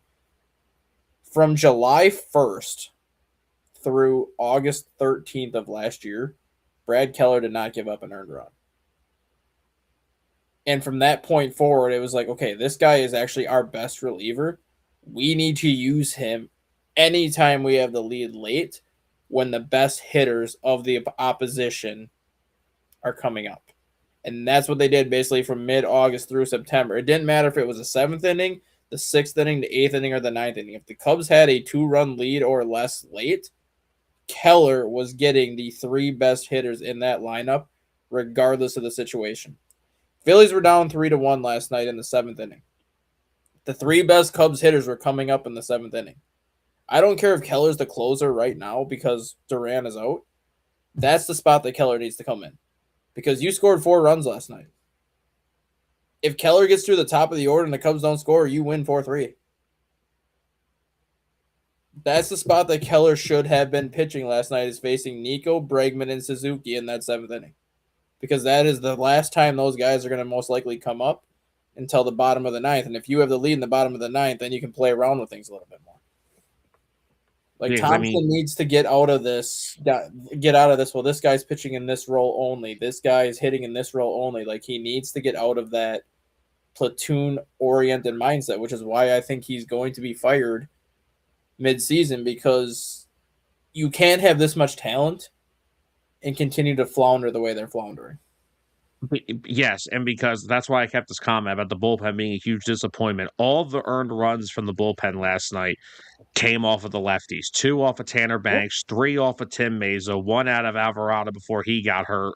And then, of course, who comes in and gets the final 2 outs with no problems? Brad freaking Keller. Kirkring did walk 2 hitters, but he did get out of the 5th inning, which is what he was asked to do for Luzardo. But and this two righties hit homers. They're not going to hit home runs off of Keller. And now this comment, Topper doesn't have any feel for the game. He is way too driven off the sheets. Yeah. There's no feel for the game whatsoever. And the problem is, again, I know Duran's not there, but even if Keller, Keller used to be a starter. I think Keller can give you 2 innings. He can. He did that. Like he did it 21 times with the Cubs last year. So if you got a 6-out save. And that was before obviously the Cubs changed his role the second half of the year, but like the first half of the year, he was pretty much a 2-inning guy. But then once he got on that run of not giving up an earned run in over a month, they're like, okay, we're gonna like maximize what we have out of him. Instead of pitching him twice a week, we're gonna try to use him 4 times a week, but we're gonna only use him when we know the best part of the offense is coming up.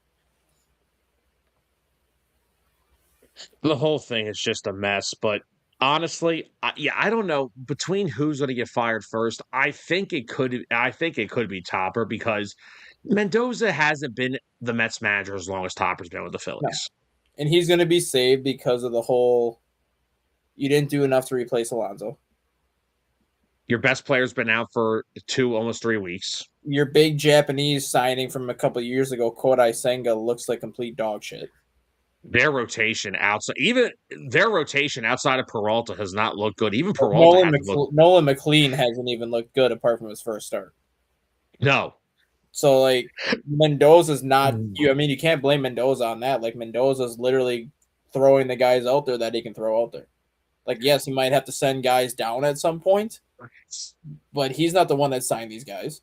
He didn't sign Senga. He didn't trade for Peralta, but like Mendoza's only can do so much, and if you don't have protection for your best hitter, and if your best starter in I think Nolan McLean's better than Freddie Peralta, but if your best starter in Nolan McLean is not pitching the way he did in his rookie year, you're pretty much stranded in C. And not to mention the absolute atrocity that they did trying to replace Edwin Diaz, because Luke Weaver and Devin Williams have been awful. Exactly. And did Mendoza say he wanted them? No. No one told you guys to sign all these ex-Yankees. That's what I'm saying. Like Mendoza right now, I think he's just kind of a dead man walking, just because I think the Mets, honestly, they might be sellers at the deadline. And I can't believe I'm saying that because that team is unbelievably talented. But right now, losing 12 in a row, you've dug yourself such a massive hole that you would pretty much have to go 30 games above 500 the rest of the way to finish like with 90 wins. Like you are in a massive hole. But the problem is, what would you sell? I would sell Lindor. That's about all you could sell. I would sell Peralta. If he's a free agent after this year. And like, yes, that rotation needs him, but you still have Nolan McLean that you can build that rotation around if needed. I'd be selling hard on Peralta, and I'd be selling hard on Luke Weaver or Devin Williams. Huh. You'd be lucky if you get a single A player for Devin Williams at this point. That's what I'm saying. I'd be selling harder on Luke Weaver. But they do have pieces to sell. Yeah, and like again, a lot of the issue with Polanco, this lineup. Who? Polanco. Because if you're a playoff team, you know what Polanco does in the playoffs. Like you're not going to get a lot for Polanco, but I'd still sell Polanco like towards the end of the year, and a playoff team would probably take him. Here's the thing: on the Mariners last year, Polanco would probably have been, and I'm taking pitchers into account here. He was probably Seattle's what 10th to 11th best player. Yeah, until the playoffs. Okay, yeah, I get that, but my point is like if you put in their starting rotation, their Munoz their closer, and the rest of that lineup, he's probably your 10 to 12th best player on a Yeah. team. The Mets brought him in here, who was replacing their third best player on their team, and they're asking to be one of their 5 best. That's not realistic. No, but what name one team in the American League right now that's going to be a playoff contender that has a hole at third base? Or he's a bat in general. The Yankees. Oh, that would be an interesting landing spot. Put Polanco in that stadium. He's going to have good offensive numbers. Put I agree. Polanco in that lineup. He is going to have good offensive numbers. Because I'll tell you right now, if it's not Aaron Judge or Cody Bellinger, I don't know where the Yankees are getting their offense from. Ben Rice is playing out of his mind right now. Okay, yes, fair enough. Ben Rice is there. He's been off to such a hot start. Austin Wells has had a good start too.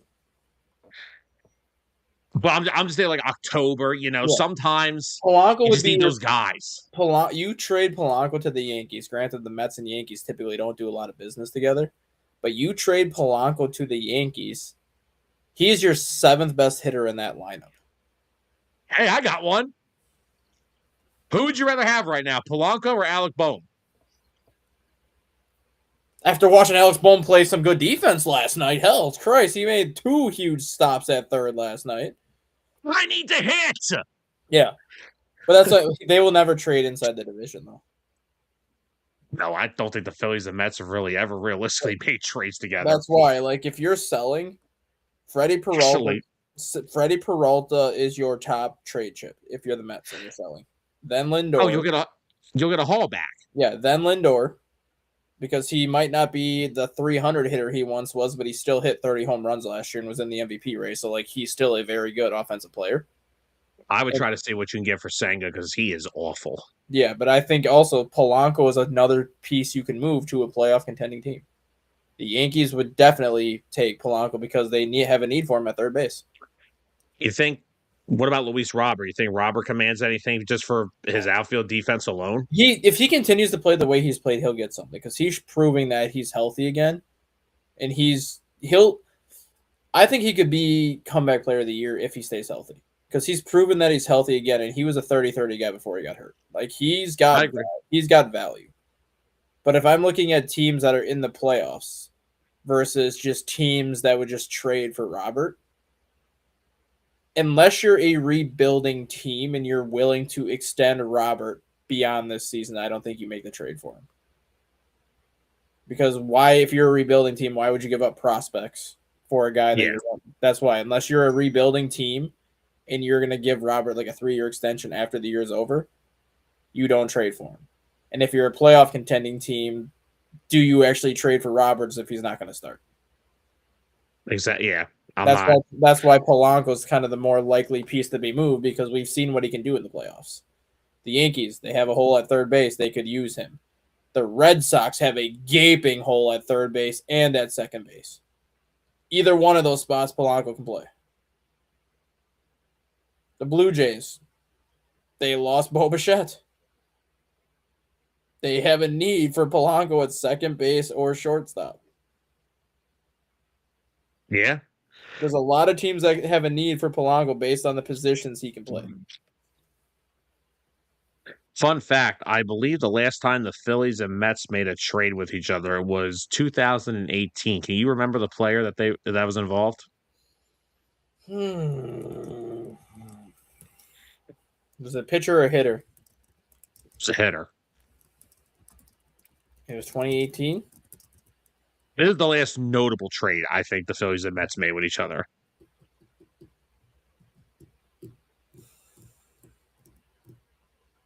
Batista. No. Jose Batista, I know, was traded for Phillies acquired Jose Batista from the Mets in August 2018. Okay, so that was all right. So all right, that was the waiver deadline. I'm talking about just the straight up trade deadline. I also forgot Jose Batista was a Met that year. Asdrubal Cabrera Yes. was July of 2018, and then there was also God. Jason Vargas. The Phillies Oh, acquired God. Jason Vargas from the Mets in 2019. Sam, why did the Phillies not make the playoffs in 2018? Because Jason Vargas was starting on my team. Yeah, Jose Batista was the one I remember. He was the waiver wire pickup. I forgot about Jose, but dude, we acquired so many like mid players. We got Cabrera, Bautista. We got Justin Okay, Bourne. for one, you cannot call Jose Batista a mid player because the freaking moment he left Philly, he just went off in Toronto. No, that was before that. He was at Toronto in the early 2010s doing that. The Phillies was 2018 toward Oh, the that's right. end of his Yeah. career. That's right. Yeah. So I But mean, no, you like, can't really and then call him like, a mid player. well, at that point of his career, he was barely a player. But the other thing was Matt Klentak already screwed up the entire thing. Rhys Hoskins was my first baseman. Now he's in left field because they signed Carlos Santana. Then they go and trade for Justin freaking Bour. Yeah. Like, oh, he's gonna be a lefty power bat off the bench. What's he gonna hit once a week? Right. Speaking of, let's talk about somebody who used to be a New York Met, Edwin Diaz. Loose bodies in his elbow. Out till after the All-Star break. That does not mean he'll be back the day after the All-Star break. He'll be out for the year. I think they still expect him to be back at some point in September. He'll be out for the year. I mean, he was having a rough start to the year. Something was clearly wrong. And now the Dodgers. You have loose bodies in that elbow. If you try to hurry back, your elbow's gone, and you're gonna have Tommy John anyways. So the Dodgers' biggest issue last year was their bullpen. Mm-hmm. And the biggest fix that they made to the bullpen is now probably going to miss 90 to 100% of the rest of the season. Mm-hmm. Where do they go from here? They have three options. Option one, you throw Tanner Scott back in there, which is what they're going to be doing short term. It did not work out for Tanner Scott as a closer last year. But that's obviously your first option because he's already on your roster. He's already been a closer several years, so that's your first option. Number two could be Roki Sasaki, which the Dodgers have said he's not ready to come back up. Okay. I consider that part of option one because those are internal. Okay, because I mean, you could easily bring him up back to your pen, make him like a middle reliever, and then I think Roki goes setup man if they bring him back up. Or you could even just try. Honestly, why don't you just try him and Scott based off matchups? Yep. Option lefty two. Heavy go Tanner. Righty heavy go Roki. See what happens. Option two, go get Michael Kopech. Michael Kopech was lights out for the Dodgers in the seventh and eighth inning role last year. Why he's not signed right now, I don't know. I said that we said that months ago. But for a 1 year, $3 million deal, which is what he'll probably get, go get Michael Kopech. Put him in the minors for 3 weeks just to get him built up, and then just put him in as your setup man or your closer. You can do it. Option three, it's a bit off the wall, but it's something that I thought the Dodgers should have done in the playoffs last year. Make Ohtani your closer.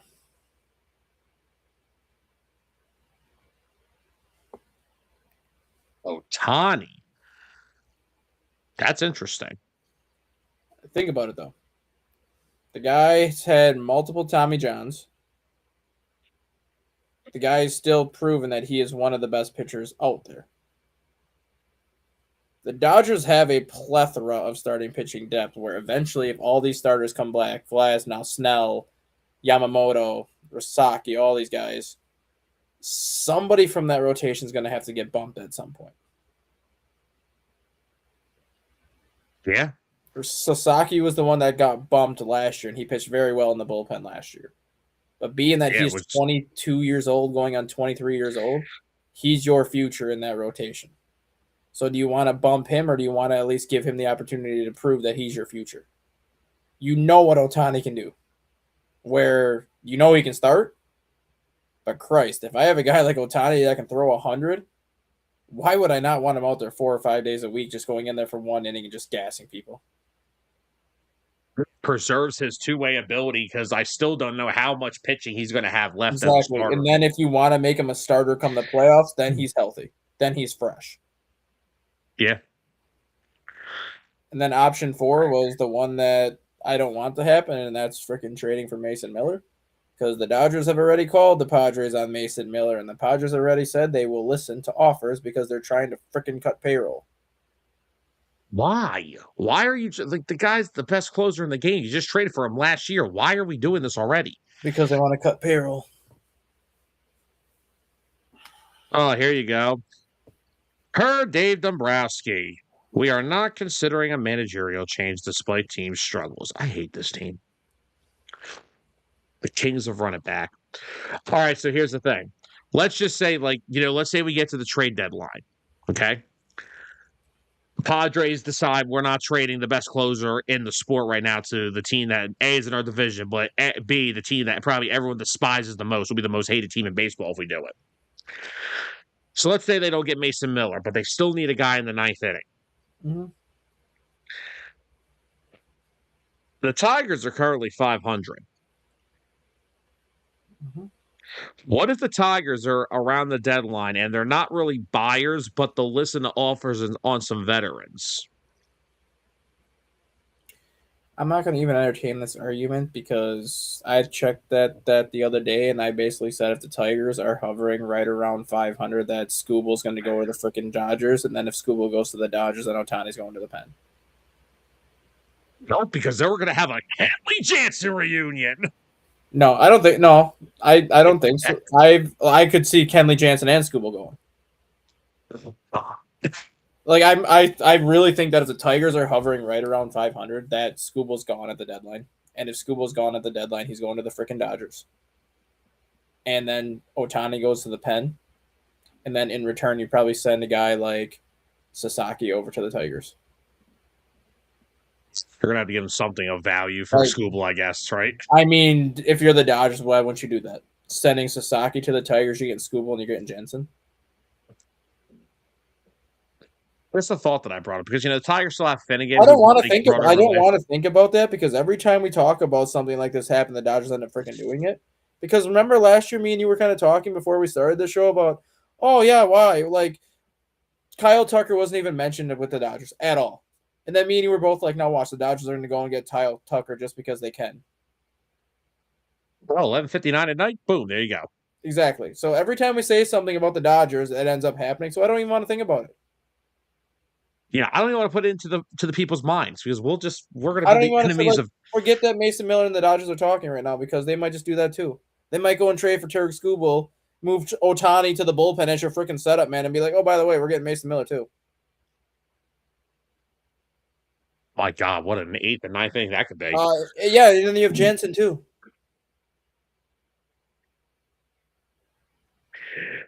But yeah, I mean, it's just crazy that the Dodgers' biggest fix to the bullpen was Edwin Diaz, and now their biggest weakness is probably their weakness again.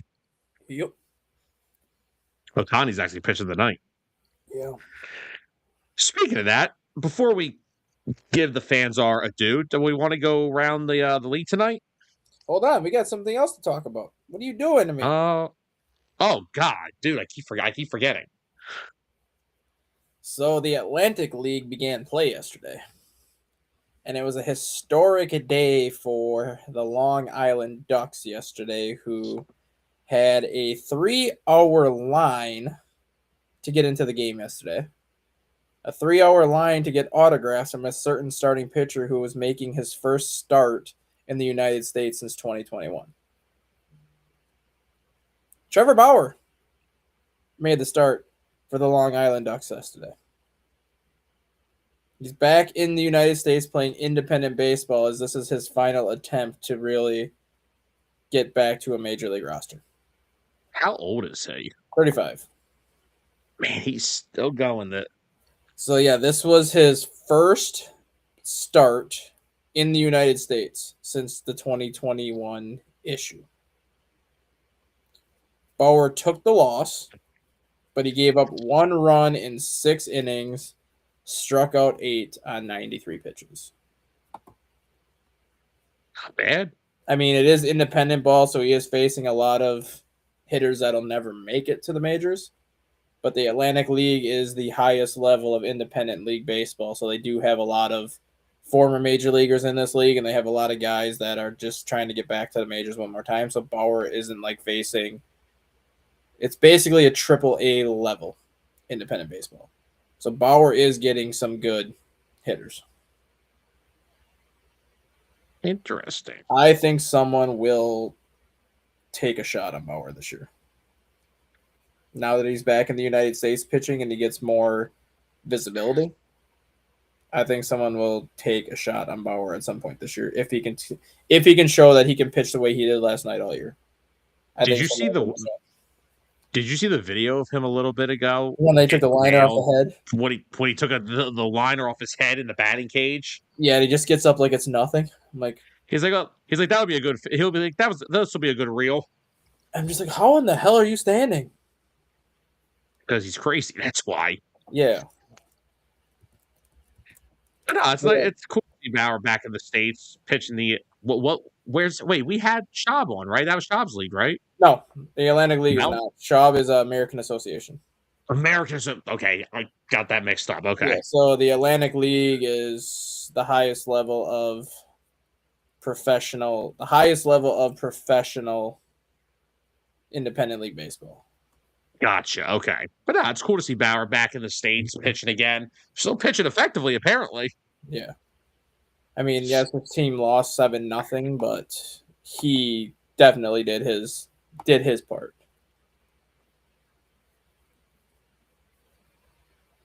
Yeah, I think somebody would still take a shot. I mean, I was 35, hasn't pitched in the league in 5 years now, and he was still throwing 95, 96 last night. So did the Dodgers have a scout there? I would not be surprised if they did. Honestly. Hey, Trevor, we need some innings for the regular season. What you up to?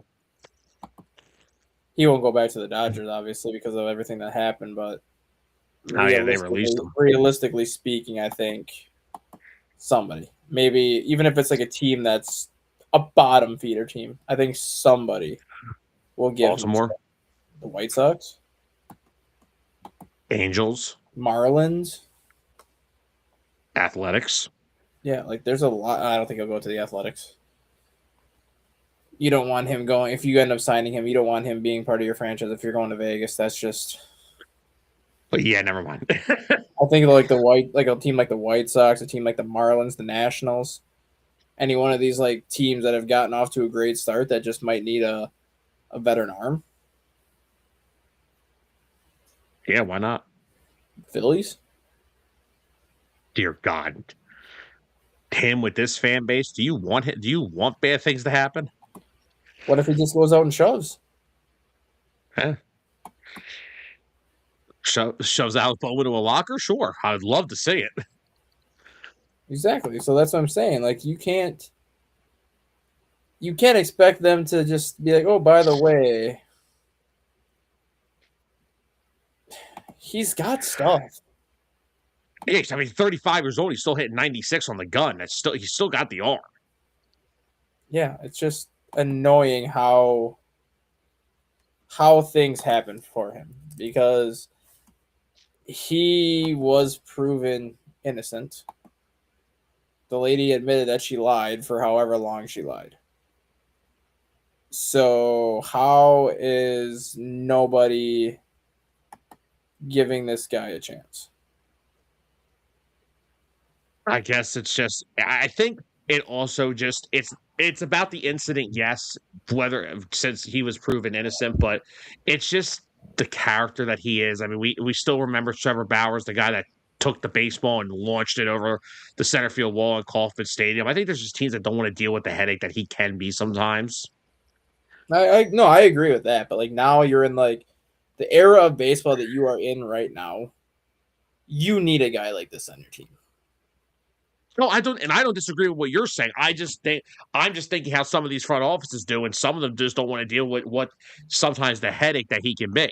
Yeah, you need a guy like him on your team, honestly, though. Yeah, I don't disagree. I mean, look, you find a 35-year-old that's still throwing 96 upwards north of 97. That's impressive. I mean, I watched that. I watched that whole game last night. Like he still has it. He still has it. Does he grunt every pitch? No, now he laughs. Oh my god, he's psychotic. All right. There was one pitch that he threw. There was like one pitch that he threw, and like you could see him shaking off the catcher like 4 times. And then all of a sudden he's just like, whatever. Like you could just see him just like, I'm gonna throw whatever, and then he throws like, ha! And then he strikes the guy out on the cutter. I'm like, that's great. Get him the heater. He had quite a few swords last night. Trevor Bauer, still Trevor Bauer. Maybe he'll launch a ball over the center field wall. I think he's getting paid $250. Hey man, I'd take $250 to pitch. Right. All right, let's go around the league today. A lot of getaway days today. Not for us though, because we have a 4-game series.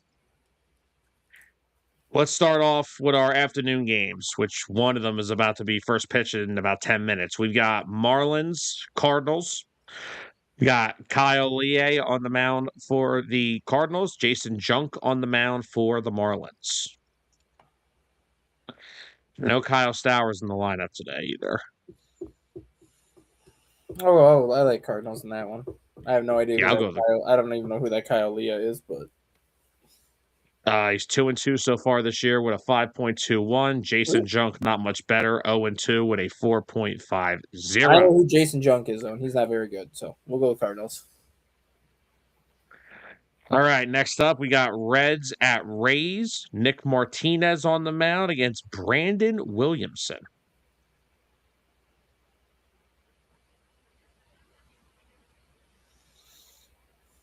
Is Williamson an opener or is he a starter?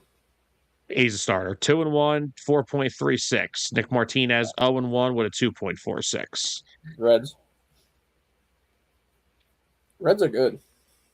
They are. I'm going to go with the Rays, though. I don't like the matchup with Williamson against some of their righties like Diaz and Caminero, and also Williamson as a 12-13 strikeout to walks this year. So he tends to be a little wild. By the way, shout out LED La Cruz for winning for winning 609 Sports Talk stat line of the night last night, going 3 for 6, with 2 homers, 5 RBIs, 3 runs scored, a stolen base, just a normal LED La Cruz night. All right. Next up, we got Guardians against the Astros. We've got Peter Lambert on the mound against Tanner Bybee. I think this is a very easy one. I'm going with the Guards. I'm going to go Astros. Astros, dude, they are not playing. They are off to an awful start. They are, but they were off to an awful start last year, too. It's still the Astros. They still figure out ways to fix it. That is true. I just don't know if they have the pitching right now, especially with Brown being on the they IL. didn't have. Look at last year. They didn't have it last year either. Hunter Brown was healthy last year. I know, but they were 25 and 38 at one point last year. They were freaking horrific last year, and they ended up almost winning that division last year. Yeah, I'm still for today at least. I'm going with the Guards. Bybee's going to get his first win of the year. Next up, we got Orioles at Royals. Chris Bassett versus Michael Wacha. I like the Orioles in that one. I like Bassett in that one. I'm going to go KC. Wacha's been amazing so far. 2-0, ERA of 1. Waka. Jonathan Indy, of course, is out injured, but that doesn't really affect the Royals. Their entire lineup outside of Bobby Witt and Vinny Pasquantino and Michael Garcia is awful. Yeah. All right, next up, we got Blue Jays at Angels today. Eric Lauer versus Jose. Whoa. I'm going Angels. Jose Soriano has been unfreaking believable this year. Yeah, it's been bad. I like Blue Jays in that one. Okay. Springer, of course, out with a toe injuries on the IL. Anthony Santander still on that 60-dayer. So yeah, I'm going Halos. We're very different this time. I think last time we almost agreed on everyone. We're going very different this today. All right, and of course, we'll save the best for last, which we know what that is. All right, next up we got AL West matchup. We've got Mariners and Athletics. Aaron Savali against Logan Gilbert. I'll go Mariners. Logan Gilbert should be able to silence them. Gilbert's off to a little bit of a slow start. His ERA is over 4. Savali's a pitch into a 3.5er. I'm gonna go A's. I'm gonna go A's for the upset. A's for the upset, you're going, huh? I'm gonna call them the upset A's for the rest of the year. Upset A's you're calling for the rest of the year? Even Pretty though much. even though Logan Gilbert is 4-1 with a .82 ERA against the A's? I'm going with my gut. Okay. All right, next up we got Tigers Brewers. Chad Patrick on the mound for the Crew. Casey Mize on the mound for the Tigers. The Tigres. I'm going Tigers. Yeah, I'll go Tigers. Brewers are kind of starting to hit that wall that I've been saying they should have hit a couple years ago. Here's one for you. We got the rivalry. Yankees at Red Sox. Max Fried versus Ranger Suarez. Yankees. I'll go Yankees, but I think it's going to be a pitcher's duel. Suarez has pitched a lot better over his past start or two. Fried's been really good again this year. I'll go with the Yankees because I don't trust that Red Sox lineup at all. All right. Speaking, we have the team that was the first topic of the show, those red-hot Atlanta Braves with Didier Fuentes on the mound. So he's opening the game against Zach Littell for the Nationals. Nationals have been one of the bigger surprises in baseball this year as well. It just beat the Braves 11-4 last night, but I think I'm going to go with the Bravos. I think they're going to get some revenge. Littell's has not been good. I know he has an I'll go Braves tonight too, even though I don't know why. This is why you should have kept Martin Perez because this would be his start. Exactly. Twins at Mets. The Twins are throwing Connor Prelip. And this is his first game of the year against Clay Holmes for the Mets. Mets. Holmes. I think Mets break their streak. Think the Mets break the streak tonight? I mean, Juan Soto comes back. That's going to be a huge lift for that lineup. Twins guys making his first start. That's really not a team you want to make your first start against because you know they're angry. Yeah, and getting Soto back's not going to be a real fun time for him either. So, yeah, I'll say Mets break the streak tonight. Pirates at Rangers. We got Braxton Ashcraft against Jack Leiter. I'm going to go Pirates. Braxton Ashcraft is another one of those young pitching prospects that the Pirates can just stink and anchor for a couple of years.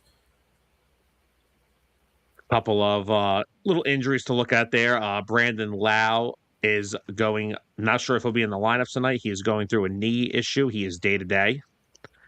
And Wyatt pitching today. Wyatt Langford was removed from last night's game with a forearm injury. So another thing to... Yeah, Langford will be out today. Lau will be pinch hitter. Lau just fouled one off his knee. I think Monday. So he was out of the lineup yesterday. But he'll be pinch hitting today. All right. I'll go Pirates. I'm on the Ashcraft train too. Leiter's been so I'll go with the Pirates. Ashcraft has been good. He has been 2.37 ERA so far. Next up, we got the Padres at the Rockies. We have Tomoyuki. We don't have anything. We're taking the Padres. Yeah, why are we talking about this? Walker Buehler's going to shove. White Sox at Diamondbacks. Got Anthony Kay against Eduardo Rodriguez. It's a good pitching matchup. It is. White Sox blasted Merrill Kelly last night, though. Has Murakami had a game he hasn't hit an absolute bomb in so far this year? I mean, he's got 9 home runs, but he's hit a home run in his last 4 games. And then he had a streak earlier in the year where he had a home run in 3 straight games. So when he hits them, they come in bunches. I'm going to go Diamondbacks. I'm going to go D-backs. Gabriel Moreno's on the IL again. Yeah. Oh my God. He is such an underrated catcher. He just can't stay healthy. No. All right. Next up, last game of the night, even though it's not the last game that we're going with. We're saving the best for last. Giants Dodgers, Tyler Mahle versus Shohei. I don't think this is even a question. Yeah, Dodgers. Give me the Dodgers.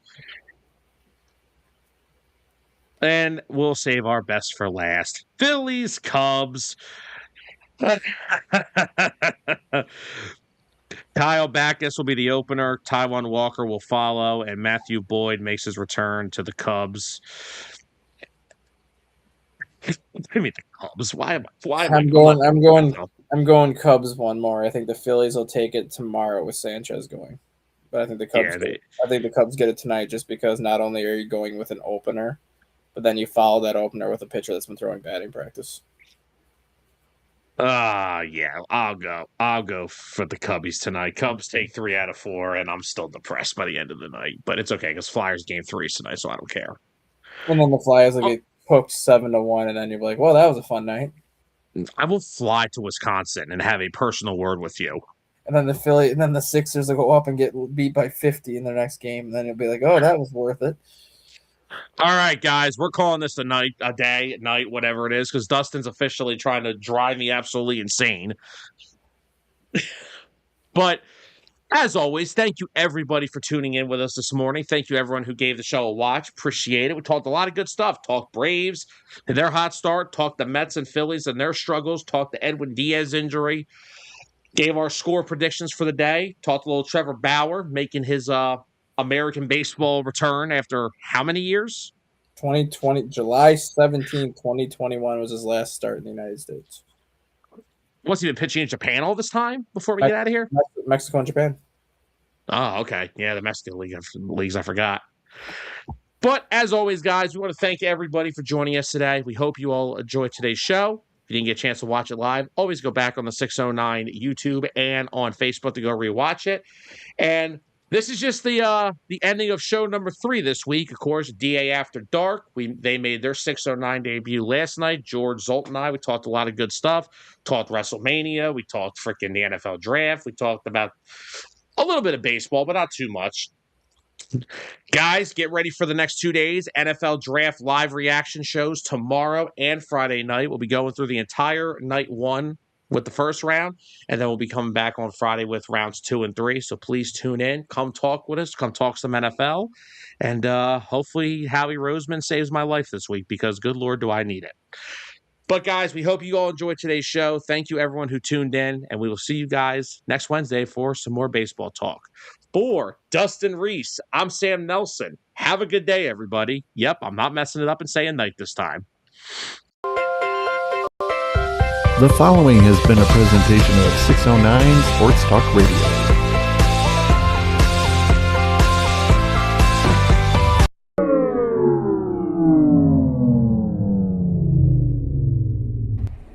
Sam, what did you do?